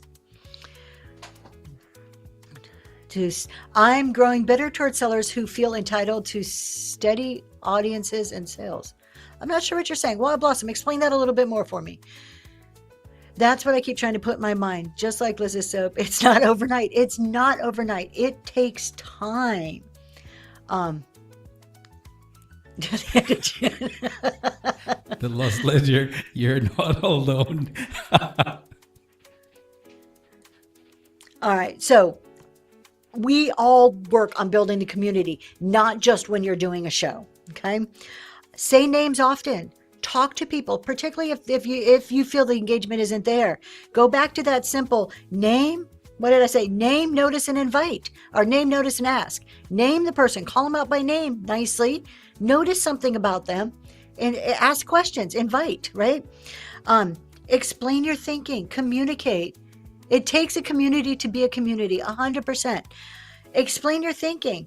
Why is it priced the way it is? What's the value in it? Where the flaws are? Communicate. Just communicate clearly. Ask questions every few minutes. So many sellers complain about not having sales or being able to keep viewers as though they expected to get both without. Yes, Wild Blossoms. Yes, 100%. You don't just go live. Here's the thing. Again, this goes back to the static listing mindset. When you list something on eBay, you do your job, right? Your job is to write a killer description, make sure that title is all SEO optimized, put your best pictures in there. That's your job on eBay, and you did your job, and now somebody's going to buy it. That's what you expect, right? Unfortunately, we bring that mindset here to Whatnot, where we say, okay, my job is to hit go live, show my item really good, and now somebody's going to buy it. And when that doesn't happen, they're like, stupid app. These people just don't buy anything. Nobody can be successful on this app. Well, no, ma'am. There's a million other things that you need to look at in order to be successful on this app. Go spend some time in some chat shows and hear what people have to say. Go spend some time in other sellers' rooms and see what they're doing. So it's the static mindset coming over. This is different. This operates differently than eBay operates. Here's a big one. Think buyers like humans, not transactions. This is very hard, or a very easy trap for sellers to fall into. I have done it myself. Somebody buys something, the auction goes through. Thank you, Bob, for that purchase. All right, moving on to the next item. Thank you, Sally, for that purchase. All right. That's thinking like a transaction. It's very easy, especially if you have 100, 200, 300 items. But every now and then, thank you so much for that purchase. I really appreciate that. Just try to humanize it as much as you can. Now, I get it. I can sell 80 items in a night, and I try to say thank you after each one. Some of them can be more personal than others. But even occasional, thank you, or congratulations on that purchase. This is a beauty. It's going to look so great on your shelf. You're personalizing it, right? Write good reviews. That's part of communication too. Write those reviews. And your presentation here, that review that people are going to write you, that review isn't just based off of what they got, right? It's not just, oh, it came to me packaged. That review is going to encompass the feelings they had in your show. So if they have better feelings in your show, and maybe USPS was too rough and the item was broke, they're going to be like, oh, you know what? I really bonded with her in the show. I'm really sure she packaged this okay. I'm not going to leave a bad review. I'm going to ask for a refund, but I'm not going to leave a bad review. Versus, man, she was kind of bitchy in that show. Like, she was very like, eh. And then my item broke. Okay, so their reviews, people leaving you reviews, are not just based on receiving the item in front of them. It's based on the whole feeling you gave them from the show all the way through the transaction. Refunds and returns. Tiffany, so if depends if you are in the customer service program or not. So the sellers that are in the customer service, hello, Natural State of High, in the customer service program, if somebody wants a refund from me, they go to Whatnot, that you go to your order and it says get help with this order, and there's like an option in there to explain what was wrong. That will come to me. That email will come to me. And then I have the ability to ask more questions, ask for pictures, do a partial refund, ask for you to send it back. So I handle the return. If there's sellers that are not in the customer service program, all of that goes to Whatnot, and Whatnot handles it in the way they feel appropriate, either giving you a refund, asking for it to be sent back, whatever they deem is necessary. Eventually, there's the expectation that it will roll out to every seller to do their own customer service. But some people want the item returned, some don't. For me, it's always a judgment call. It's a case-by-case basis. I make that decision based on what's happening with the return. Stay consistent with your shipping. And here's a big one too. End every show with a call to action. This is, again, part of that communication. I've been really heavy talking about call to actions lately. And people could say it's a tactic. I don't think it's a tactic. I think it's communication. I can't expect you to do something if I don't clearly communicate what it is that I expect you to do. That would be like assuming your teenager is going to take the garbage out because they open the garbage can and see that it's full. You ever tried that with a 15-year-old? That garbage is going to keep piling up.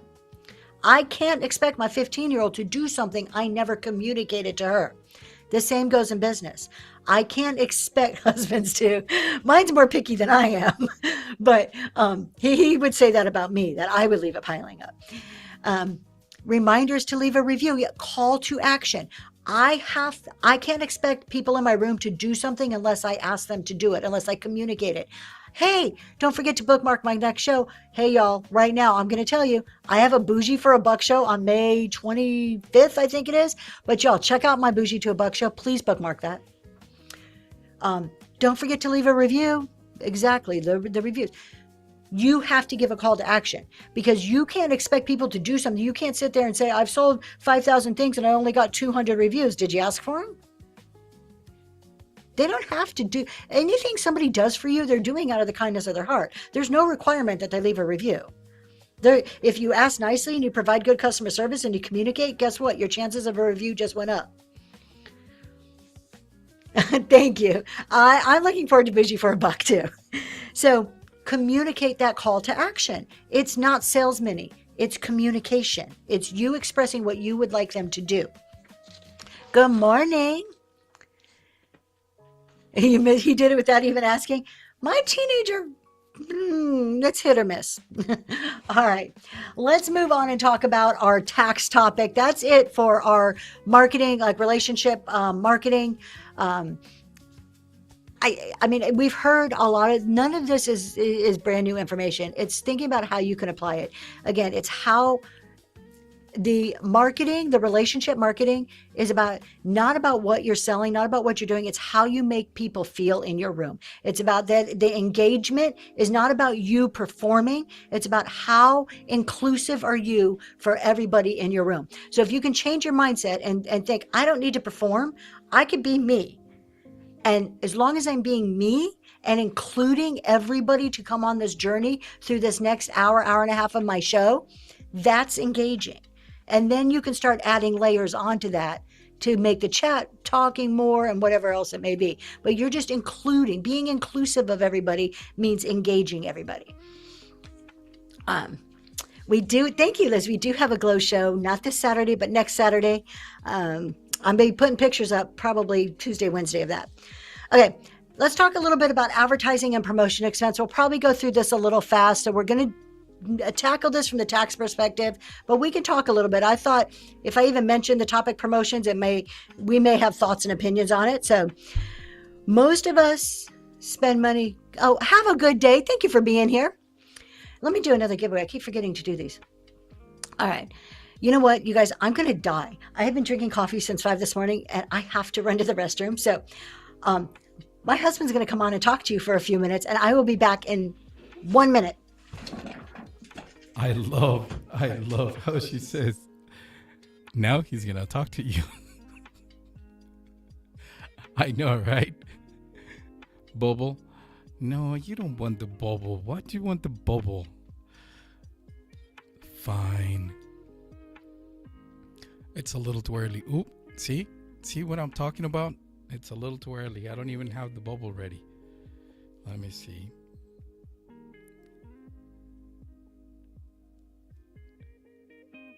who drives once you landed? Oh, I probably will. Yeah, I'll probably will drive when we get to Dallas. Give me 1 second. Let me. And she's back. See, you didn't need the bubble, but I'll give you the bubble just to appease Southern charm. Here we go. Good morning, everybody. Thank you guys so much. Hold on. As sellers, you know that feeling. So thank you for not leaving and staying with us. You know that feeling where you're like, how long do I have in the show? I think I can make it. I think I can make it. And I'm like, oh, I can't make it. But I mean, with Anna, I used like 6 different types of chilies. Okay. That's my secret. I'm curious, as sellers here, are you spending money on marketing and promotions? The good grabs. You can see me on camera if you go to the reselling roundtable. I was on camera for about an hour. He should sell the recipe. He said, we have yes, we have a couple people, nope. We have 50-50 at this point. Not unless stickers do count. Stickers counts if they're giveaways. Those are promotions. That's marketing promotions. Yeah, so we're about 50-50. So when I'm going to use the word promotions throughout the next few minutes. Ranchan Finds, not sure. We're going to, what is the name of the hotel? The Line, I The think Line, it is. yes. I don't know. I've never So been not there. sure. We'll just follow the GPS.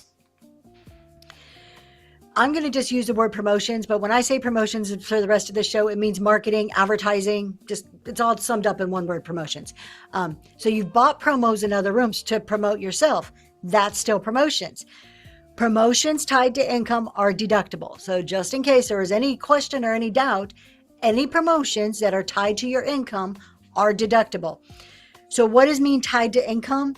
If you're doing a promotion in order to produce more income, you're doing it to drive business to you, to increase people in your room, you can't guarantee that somebody comes in your room is going to buy. But the goal is to ultimately have more sales. So you are trying to increase income. It is deductible. It's ordinary and necessary in the course of your business. It is deductible for taxes. So think of it like this. If your business is a car, promotions, advertising, marketing is the gas that goes into the car. You don't buy gas because it's fun. You don't buy promos just because they're fun to do because, hey, let's throw $50 at this, right? You buy gas because it moves the car. You buy promos, you buy advertising, you spend money on marketing because it moves your business towards a revenue state. It moves you towards making money. So kind of put in that aspect of what you're doing is going to move you towards hopefully more revenue, then it becomes deductible for tax purposes. You were messing with me. Okay. So some examples. Let's talk about what examples are tax deductible, what examples are considered promotions, marketing.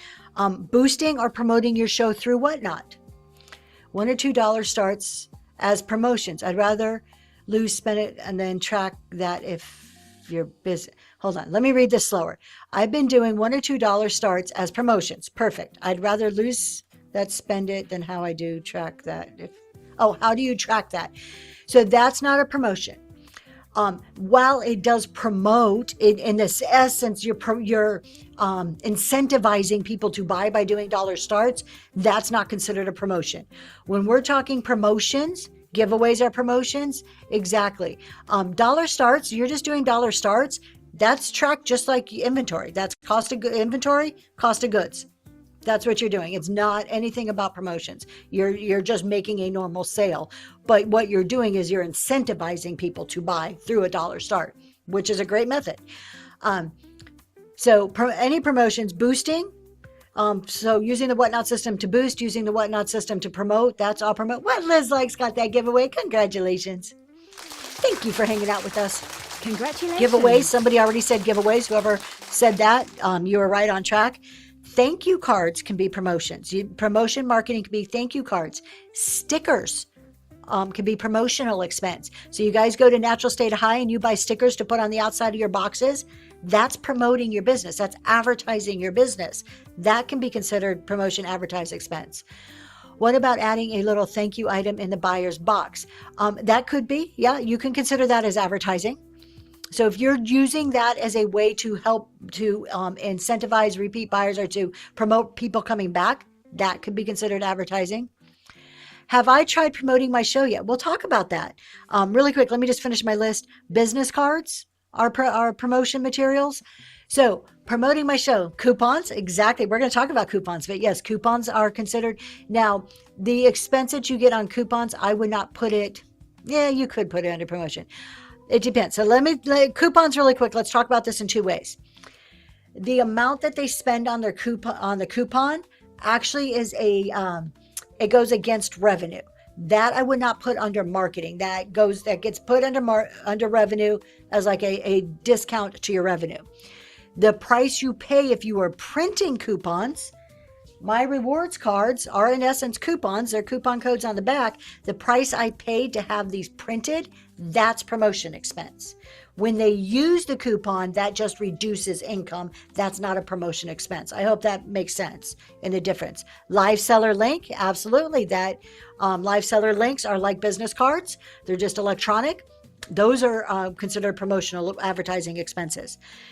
Southern Charm asked me if I've tried promoting my show because I knew that when we started talking about promotions, the whole concept of does it work or does it not through whatnot was going to come up, and I'm prepared. I have up until this point been very adamantly against using the whatnot promotion features for your shows. 100% adamantly against. I think it's a waste of money. I would tell people not to do it, and I wasn't shy about giving my opinion about it.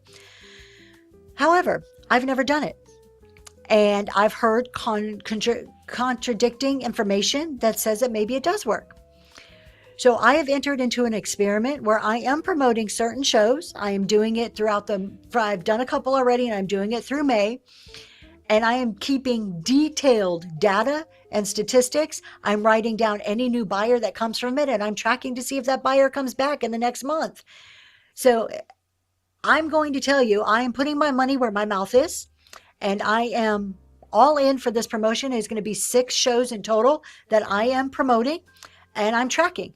And then at the end of the day, at the end of May, I'm going to look at my numbers from before and my numbers during promoting. And I am going to let the data tell the truth. I always say, rely on your data. Your data doesn't lie. As much as we want to hide from it sometimes, it doesn't lie. So I'm going to do exactly what I preach. And I'm going to collect the data. And then I will let that be the deciding factor on whether, in my opinion, it works or not. So it's going to be at least through May. So it'll be towards the end of May, beginning of June that I will have results. I'll be talking about them probably on the Reselling Roundtable and one of my morning shows. I promote at least an hour. Last week, I got 2 buyers from promo. One of those bought, there you go. And see, now and this is what drove me to do it, is that I've heard stuff like this, but I've also heard bad things. And just because I was so adamantly against it, I decided that how can I be adamantly against something if maybe it does work? So let's test it. So we're testing. But Southern Charm, to answer your question, yes, I have started. I have 2 shows that I've already promoted, and I have 4 more to go. Heard or wants seller to tell a room not to go into a seller that shows sponsored at top. I thought it was sad because that's not community. So there is a general, it's a psychological thing. And Jeremy at Green 13 talks about this. There is some psychological thing that when something is being pushed on you, let's go back to the salesman techniques when you're being pushy. When something's being pushed on you, people tend to retreat and not respond well to that. In the whatnot world, some people will see promotions as being pushy and not go into the room and not respond well. I know it's off topic, but I'm going to be doing max shipping. Well, congratulations. That's awesome. For my next show for the very first time, and I don't know what should be best flat rate. If you are doing max shipping, depending on what you're selling, the Thrifty Cottage, I'm going with, it's like vintage. You can do flat rate, vintage decor. Okay. Kelly Taylor, you got that giveaway. Congratulations. Congratulations. So if you're doing vintage decor with reduced shipping, you can put your settings at 1 to 5 flat rate, over 5 flat rate. What that does is limit you as the seller from paying any more than $9.21 during your show. Then when you go to ship, you can toggle off flat rate, uncombined boxes if you need to, and control any additional shipping at that point. So when you're changing box sizes, if it doesn't fit in a flat rate, I think it works very well for me. That's how I do it. Seems like there's a difference between pushy salesman and advertising. To me, promotion is advertising, like business. Exactly, Crystal's Vintage. I did a promo on Tuesday. You spent $34. Sales from promo was $124. Wonderful. See, and these are things that I hear that I'm like, maybe my opinion was wrong. Maybe I need to rethink my opinion. So, now I've also heard on the flip side, and this is why I'm doing this. I've heard on the flip side, specifically from I Love Discounts, who are people that I trust their opinions. We've grown enough friendship where I feel like I can put faith in what they're telling me, is they've done promos and it'll say such and such bought because of the promo, because you get it like a pretty neat little report Whatnot gives you after you do a promotion show. And then, but they know that person. They're like, wait, that person was in my room before. So they've been able to trace stuff back. So I don't know. That's why I'm not just taking statistics. I'm also keeping a log of anybody they say is new from promos and then seeing if they come back. So far, I don't recognize the names that are new from the promos that I've done. What dollar value do you record when doing giveaways? The cost of the item or the cost of the item? 52 Vintage finds it's only the cost of the item.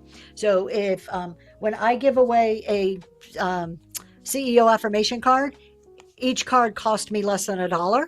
So it's the cost of the card, the cost of the shipping, and anything else you would put in there. Because I usually put a few more things than just a card in my giveaways.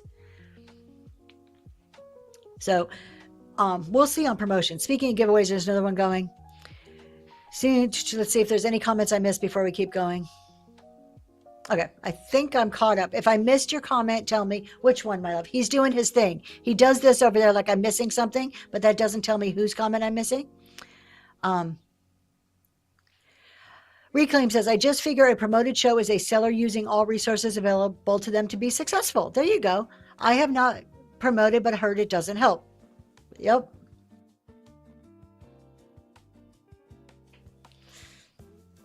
So you swear by promotions. We'll see. I'm going to come back with data. That's what we're going to do. So it is a business expense. It is a legitimate, use it as a business expense. It is a tax write-off. So at the least, you get a little bit of tax savings at the end of the day, even if your promotion did not work. I think it only counts them as a promo customer if they were brought in by the promo. It doesn't mean that they've never been to your show. Yeah, so I don't know if I'm not tracking if they've ever been to my show. I don't recognize the names at all. So to me, they're new customers in the sense that I don't recognize these names of the few people who have bought because of the promo. Promoting and sponsoring are the same thing. So in my mind, when I'm talking promoting and sponsoring, to me are two different things. Promoting, for me, is using the Whatnot tools to promote my show. Sponsoring, to me, when I'm speaking about it, is going into somebody's room and buying a sponsorship so that other seller talks about me and says my name a bunch of times, and hopefully I get some followers. But the buyer also can sponsor. Buyers can sponsor too. So yes, that's correct. My husband's reminding me. So in shows, the buyers have the opportunity, or anybody in the room has the opportunity to hit promote on somebody else's show or to sponsor, boost. I think they call it a boost. I've never done it. I've seen it once or twice for my shows. People have boosted. So you can do that too, but that's not helping your business. That's not deductible for you, because if I'm boosting somebody else's show, that doesn't meet the qualification of I'm doing that to drive my revenue, right? I'm doing that to help somebody. That's like giving a charitable contribution. That's like going down the street and you have somebody asking for change and you drop some change in their bucket. You're just helping somebody. That's not promotes my business. Reclaim Vintage, when someone in the audience boosts their show, you will see it on a little banner on top of the show that says boost by viewers. So I want to talk about outside of Whatnot also. I know we're not supposed to talk about other apps, and I'm not really promoting other apps or selling there. What I'm saying is where I see people leaving money on the table is Using your social media. When you use Instagram, there's a way where you can boost your post on Instagram and it costs money. That's advertising promotion expense. That's tax deductible. And if you're not like, super analytical or really keeping track of everything that you're doing, that's an easy one to forget about, because we can look at what we did. We get a report every month on whatnot. What we did on Instagram, if we paid money for that, is very easy to forget over the course of a year. That's deductible. Doing Google ads is deductible. Printing materials is tax deductible, is promotion. I said before, my coupon cards I put in, thank you notes you put in, stickers, all of that type of stuff is all tax deductible. And so you don't want to leave that money on the table. Paid ads through Facebook. I'm trying to think of what other website cost can be promotional. Your website, what is your website doing? If you have a website, and there's quite a few Whatnot sellers that have a website, you're driving business, right? Websites can be a promotional advertising marketing expense. And a lot of us have to pay an annual fee to renew our, domain name. So, and sometimes if you're using like Shopify or something like that, there's monthly fees. All of that is tax deductible. I always want to tell you guys, besides my PDFs I have in the bin that you can get a lot of this information from, I will tell you, Kelly, you can always go to the IRS website for free. Publication 535 talks about everything I'm talking about today. So I just want to give you a free resource to go and look up this stuff too if you have more questions. I'll always try to answer for you anyways. How can you claim a website? So for our website, I have to pay to maintain the Zoe's Treasures domain name. That's an actual expense. I put that under marketing. Okay. My website's built through Shopify. There's a monthly fee to that. That's marketing. My website is mainly to drive business. Millicents. So it's the fees that you're paying to maintain that website. Now the contract, if you pay somebody to build you a website, what you pay them, you're paying for labor. That's not advertising. But your domain or any like monthly reoccurring fees to house the website, that could be marketing. All right. I want to say, just be careful though. Just because it's on social media doesn't automatically make it deductible. Just because you boost an Instagram post doesn't mean it's automatically a tax deduction. If you boost a post that says on Instagram, Facebook, any like Google ads, any of that stuff, you boost something that says, hey, come to my Whatnot show on Friday, that's a business expense. That's tax deductible, right? You're driving business to your show. But if you boost a post about your vacation photos in Europe, what does that have to do with your business? Same expense, right? Same type of money being spent. Two very different reasons why. So you have to look at the business reason for it. Is it to drive business, ultimately producing revenue? And congratulations, Millicent. I'm happy that you like to get those. So, what else are we doing? You could claim all this stuff, everything I'm talking about, tax deductible. But if you don't track it, I'm going to get there. If you don't keep track, guess what? You can't, I mean, you can claim it, but are you claiming it securely? Do you really know what you spent? You got to track it. But there's something else besides just a receipt here. The good grabs. Let me see what you have to say. What if you donate your inventory, is it charity or is that just against your, it's just against your cost of goods sold. So let's break this down. You take some cash, you buy inventory. You got the inventory sitting there. You haven't claimed any expense for this inventory because you haven't sold it. It's sitting on your shelf, sitting there. It doesn't sell. You're like, okay, bad buy. I'm just going to donate this to Goodwill. You pull it out of your inventory. You give it to Goodwill. There is no charitable deduction on a Schedule C, zero. But what you can do is you pull it out of inventory and you put it down into cost of goods sold. It's technically called obsolete inventory. So there's a line you would just, it's the same as cost of goods sold. It becomes an expense as obsolete, devalued inventory. It works the same as cost of goods sold. That's where you get your expense. There is no charitable donation for that whatsoever. Now, if you didn't pay anything for it, if your sister gave you something to sell, she's like, oh, I see you do vintage decor. Here, take this. And you're like, all right, this is the ugliest thing I've ever seen. And you try to sell it and everybody else thinks it's the ugliest thing they've ever seen. And you're like, I'm just going to donate this. Now, that's not even a business expense because you didn't pay for it. There's no value in your inventory. Now that becomes a charitable contribution on your personal tax return because you had zero cost for your business. You just can't do both. You can't take the expense for it on your business and claim the charitable deduction on your Schedule A. That's called double dipping. I keep up with all the tax related at the end of every week. I love to hear that. So time consuming, but yes, it does. That is, Gabby, just come to all my shows and tell everybody to do that. Because if you guys aren't tracking, you're going to forget.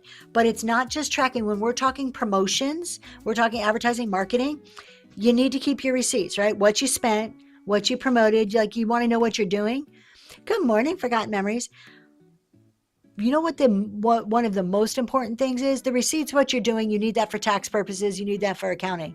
But even more important, what happened after that promotion? Was the promotion worth it, right? Why do we do promotions and advertising? To drive business. If you're not tracking what happens after you spent that money, how do you know that money was effective? What's the return on your investment? How do you know it's doing any good? This is my big gripe against paying for sponsorships and other people's shows. How do you know that $50 that you just spent is doing you any good? How is it driving revenue in your business? How is people following you driving revenue in your business? Unless you go and you do a big promotion in some huge seller show, you spend a god awful amount of money to do it, and then every single one of your shows for the next 4 or 5 shows, you put a poll up asking people, did you hear about me through my promotion in XYZ show? How do you know that money even does anything for you? This is my biggest gripe against these promotions, the sponsorships in other people's shows. There's no way to track if it's profitable for you, if there's any return on your money. It's like you're blindly handing people money and saying, okay, hope it works, hope I get some sales. Why would you do that? Now, promotions in itself, any type of marketing, advertising, Randy Lee, congratulations, you got that giveaway. Any type of marketing, advertising, anything like that, you're not going to get 100% return on that. You expect a small rate of return. That's just the way industries work. That's just kind of standard. But if you don't even know what that small rate is, how do you know you're not wasting your money? I only do sponsor. And look, if you're doing it just to support somebody because, look, I love this person, I think they're wonderful, I just want to support them, that's very different than doing it to drive business to you. Okay? Most people are not doing it just because they love the person who's doing the sponsorship so much, because if that was the case, we can just give them tips. Like, if I just want to give you money so bad, I can just give you money. Most people are doing sponsorships to get the recognition to hopes of getting followers. A tip is not tax deductible, correct? The promotion could be I don't do stuff just because it's tax deductible. So think about that again. Anything in your business, most things in your business, if it's ordinary necessary, let me read this real quick. Poor communication is a big issue at Whatnot, where social selling is the base. It needs a lot of addressing. Absolutely, Millicent. I can't agree with you more. Do you think tips received on Whatnot fall under? Absolutely not. They do not. We actually double check. Oh, it's you. Hey, we can talk CPA stuff. I don't. If you look it up, when you read it, and even the new guidance, they just put out some new guidance like a month ago, I think. There's nowhere in there that talks about tips in this manner. They refer to tips for social content creators, but live selling, in the way I read it, doesn't fit into that. We're selling. We're not creating content. Now, you can say I can take this and make content on Facebook or Instagram, but when you really read into it, it's my opinion, understanding, the way I read it is that our tips here do not qualify. My interpretation. You couldn't find it. Good. I'm glad you agree with me. Y'all, DoubleTree here is also a CPA, does tax shows, also a great seller. So there is very few people that I would ever say that you can trust their tax, accounting, or business. Let's leave business out. There's more people I agree with their business advice, but tax or accounting, DoubleTree is a trusted source. Selling like a waitress receiving tips. Yes, waitresses' tips are different. I see. Thank you. Whatnot. The IRS actually lists out various types of occupations and gives examples. Masseuse, the tip you give your masseuse, the tips you give to bellhops. For them, claiming those tips, they get so much of it tax deductible now with the change in the regulations. Can you expand on the poor communication on Whatnot? What specifically? Okay, hold on. Let me keep going. Communicate. Here we go. Millicent says, communication would be how you find out if some of these promotions work or not. Yes. So for one, thank you so much, Kelly Taylor. I appreciate that. Thank you. So when you promote on Whatnot, if I do a promotion on Whatnot, I get a report. I was surprised at the level of detail of this report. It still doesn't drill down enough. When we do a sponsor, how do I know exactly what followers came? If I pay for a sponsorship in somebody else's room, there's no way to track what followers come from that, and then to be able to see any type of reporting. So what Whatnot offers in the form of digging into your marketing dollars and being able to really wrap your head around and do analytics on is kind of poor. It takes, for me, as somebody who does a lot of spreadsheets and a lot of analytics, I'm really digging to pull together information. It's a lot of manual work on my part, pulling this, that, and the other thing from Whatnot to make it work. Whatnot just doesn't have it more in a comprehensive manner to let me know if there's a return on my investment when I promote with them. So, husband says I'm missing Kat Daniel's question. Kat, I'm so sorry. Let me come back up here and see. Do you have a list somewhere to remind us of all the non-obvious tax deductible items we can use as online sellers? So I don't have a list, but let me put it like this, because there's not really something specific to online sellers where it's oh, hey, think about this, think about that. There's two words for tax deductibility purposes: ordinary and necessary for your business. So that changes. Let me take a step back. Desert Treasures, thank you so much. You got that giveaway. Congratulations. Congratulations. The ordinary and necessary changes based on the business type. You will hear other sellers tell you, oh, there's special deductions for being online, for being a reseller, you get special deductions. Or if you're a hairdresser, you get special deductions. It's not that there's special deductions. The rules are the same, ordinary and necessary. How that applies is different. If I'm a race car driver, it is very ordinary and necessary for me to buy a car engine, okay? For me to buy tires. If I'm a Whatnot seller, a car engine is not ordinary and necessary for me. However, Canva is. Would Canva necessarily be ordinary and necessary to a manufacturer? Maybe not. So it's what is it that you need in your business? The rules are the same. It's your business application of those rules. So that when you start thinking about what might I miss, start thinking about every aspect of your business. Take a minute. I encourage everybody to do this.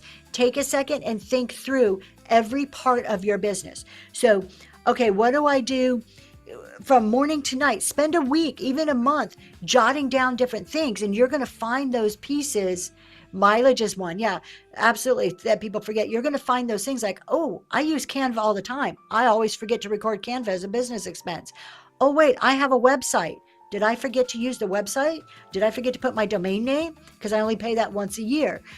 So it's not necessarily there's not a list of things we normally miss.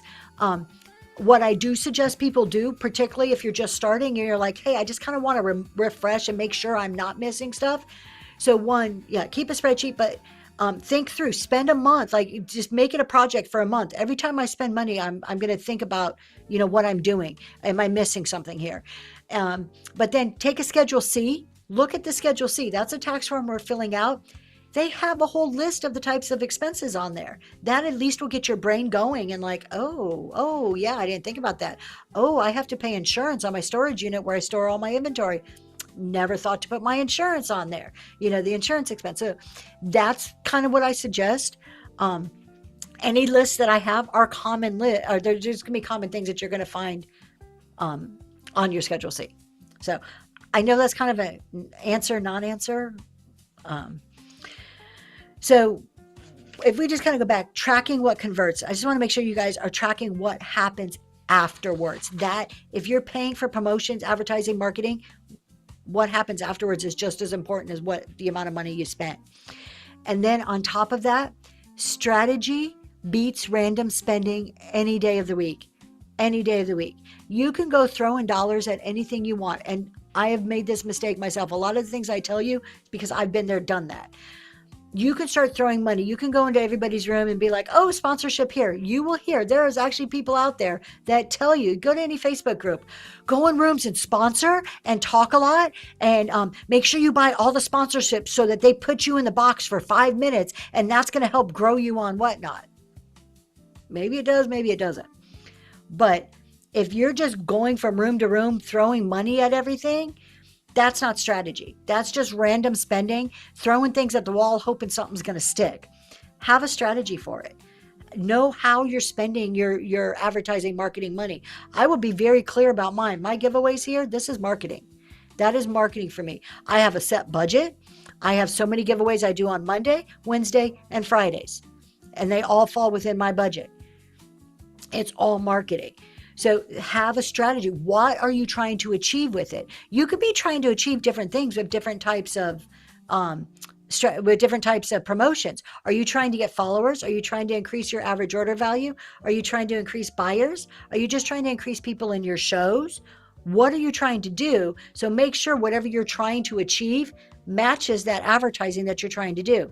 If you're just trying to get more people in your shows, doing more social media stuff may be a really good way to start boosting Facebook or Instagram post. That may be a good source of your promotion money, right? So goals, have it planned out.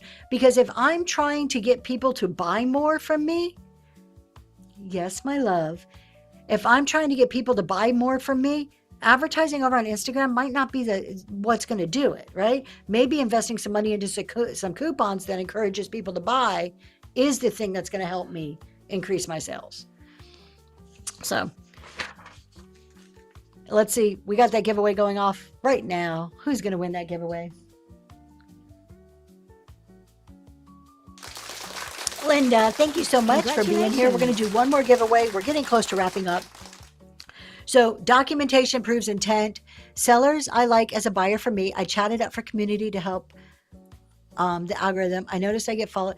Exactly. Just going into rooms and talking. Now, you need to balance your social, like going into rooms talking with your own selling in your business. But I saw a huge change in my business when my husband came on board. He's the social one. He's in everybody's rooms talking and modding and doing different things. And that totally changed our business because of him doing that. So it works. And people tell you to go be friendly, go talk it up in other rooms. Do it. Just go be part of the community. Modding, absolutely. So good documentation in all of this. If we go back to the tax aspect of your advertising, promotions, marketing, good documentation, it's a story you can tell. Does your documentation tell the whole story? I spent this much for this. This is why I spent it. This is what happened at the end. Bottom line, I'm not going to spend a ton of time talking about documentation. It's just that you should maintain it. It should tell that story in case you ever need to tell the story. And how you got invited to a raid train. Awesome. Yeah, it usually works that way. People start to realize who you are and they're like, oh, cool, I got this train. Let's invite them. So that's about all I have for today. If you guys have any other questions, happy to answer them. My husband's over there. He's like, I'm done. Show's over. I've had enough. I woke him up super early this morning. So, before we go, my call to action, thank you so much. My call to action is the Glowy Show in 2 a week from Saturday. Bookmark that, and Bougie for a Buck, which is later in May. Bougie for a Buck, if you have not heard, oh, you can't see my thing. I am selling high-end items, swung vases, fairy. I have 2 swung vases. I have a fairy lamp and some other comparable type items, higher value items, all for $1. It is called Bougie for a Buck. So that is towards the end of May. I already have it bookmarked. I'm going to start loading as soon as I possibly can. Thank you very much, you guys. I always close our shows with our CEO affirmation of the week, which is, I treat live selling as relationship marketing and document promotions with confidence and clarity. That's our CEO affirmation of the week. And with that, we're going to find somebody to rate. So have a good weekend. We will see you on Monday. Let's see here. All right, we've got somebody. Let me just see if they are on. We're going to go see Mary Lack. She was in the show earlier. She does sewing, quilting and sewing.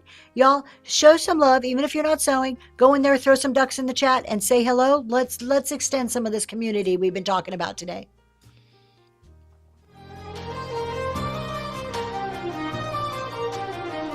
Auntie Barbie, not that I'm aware of.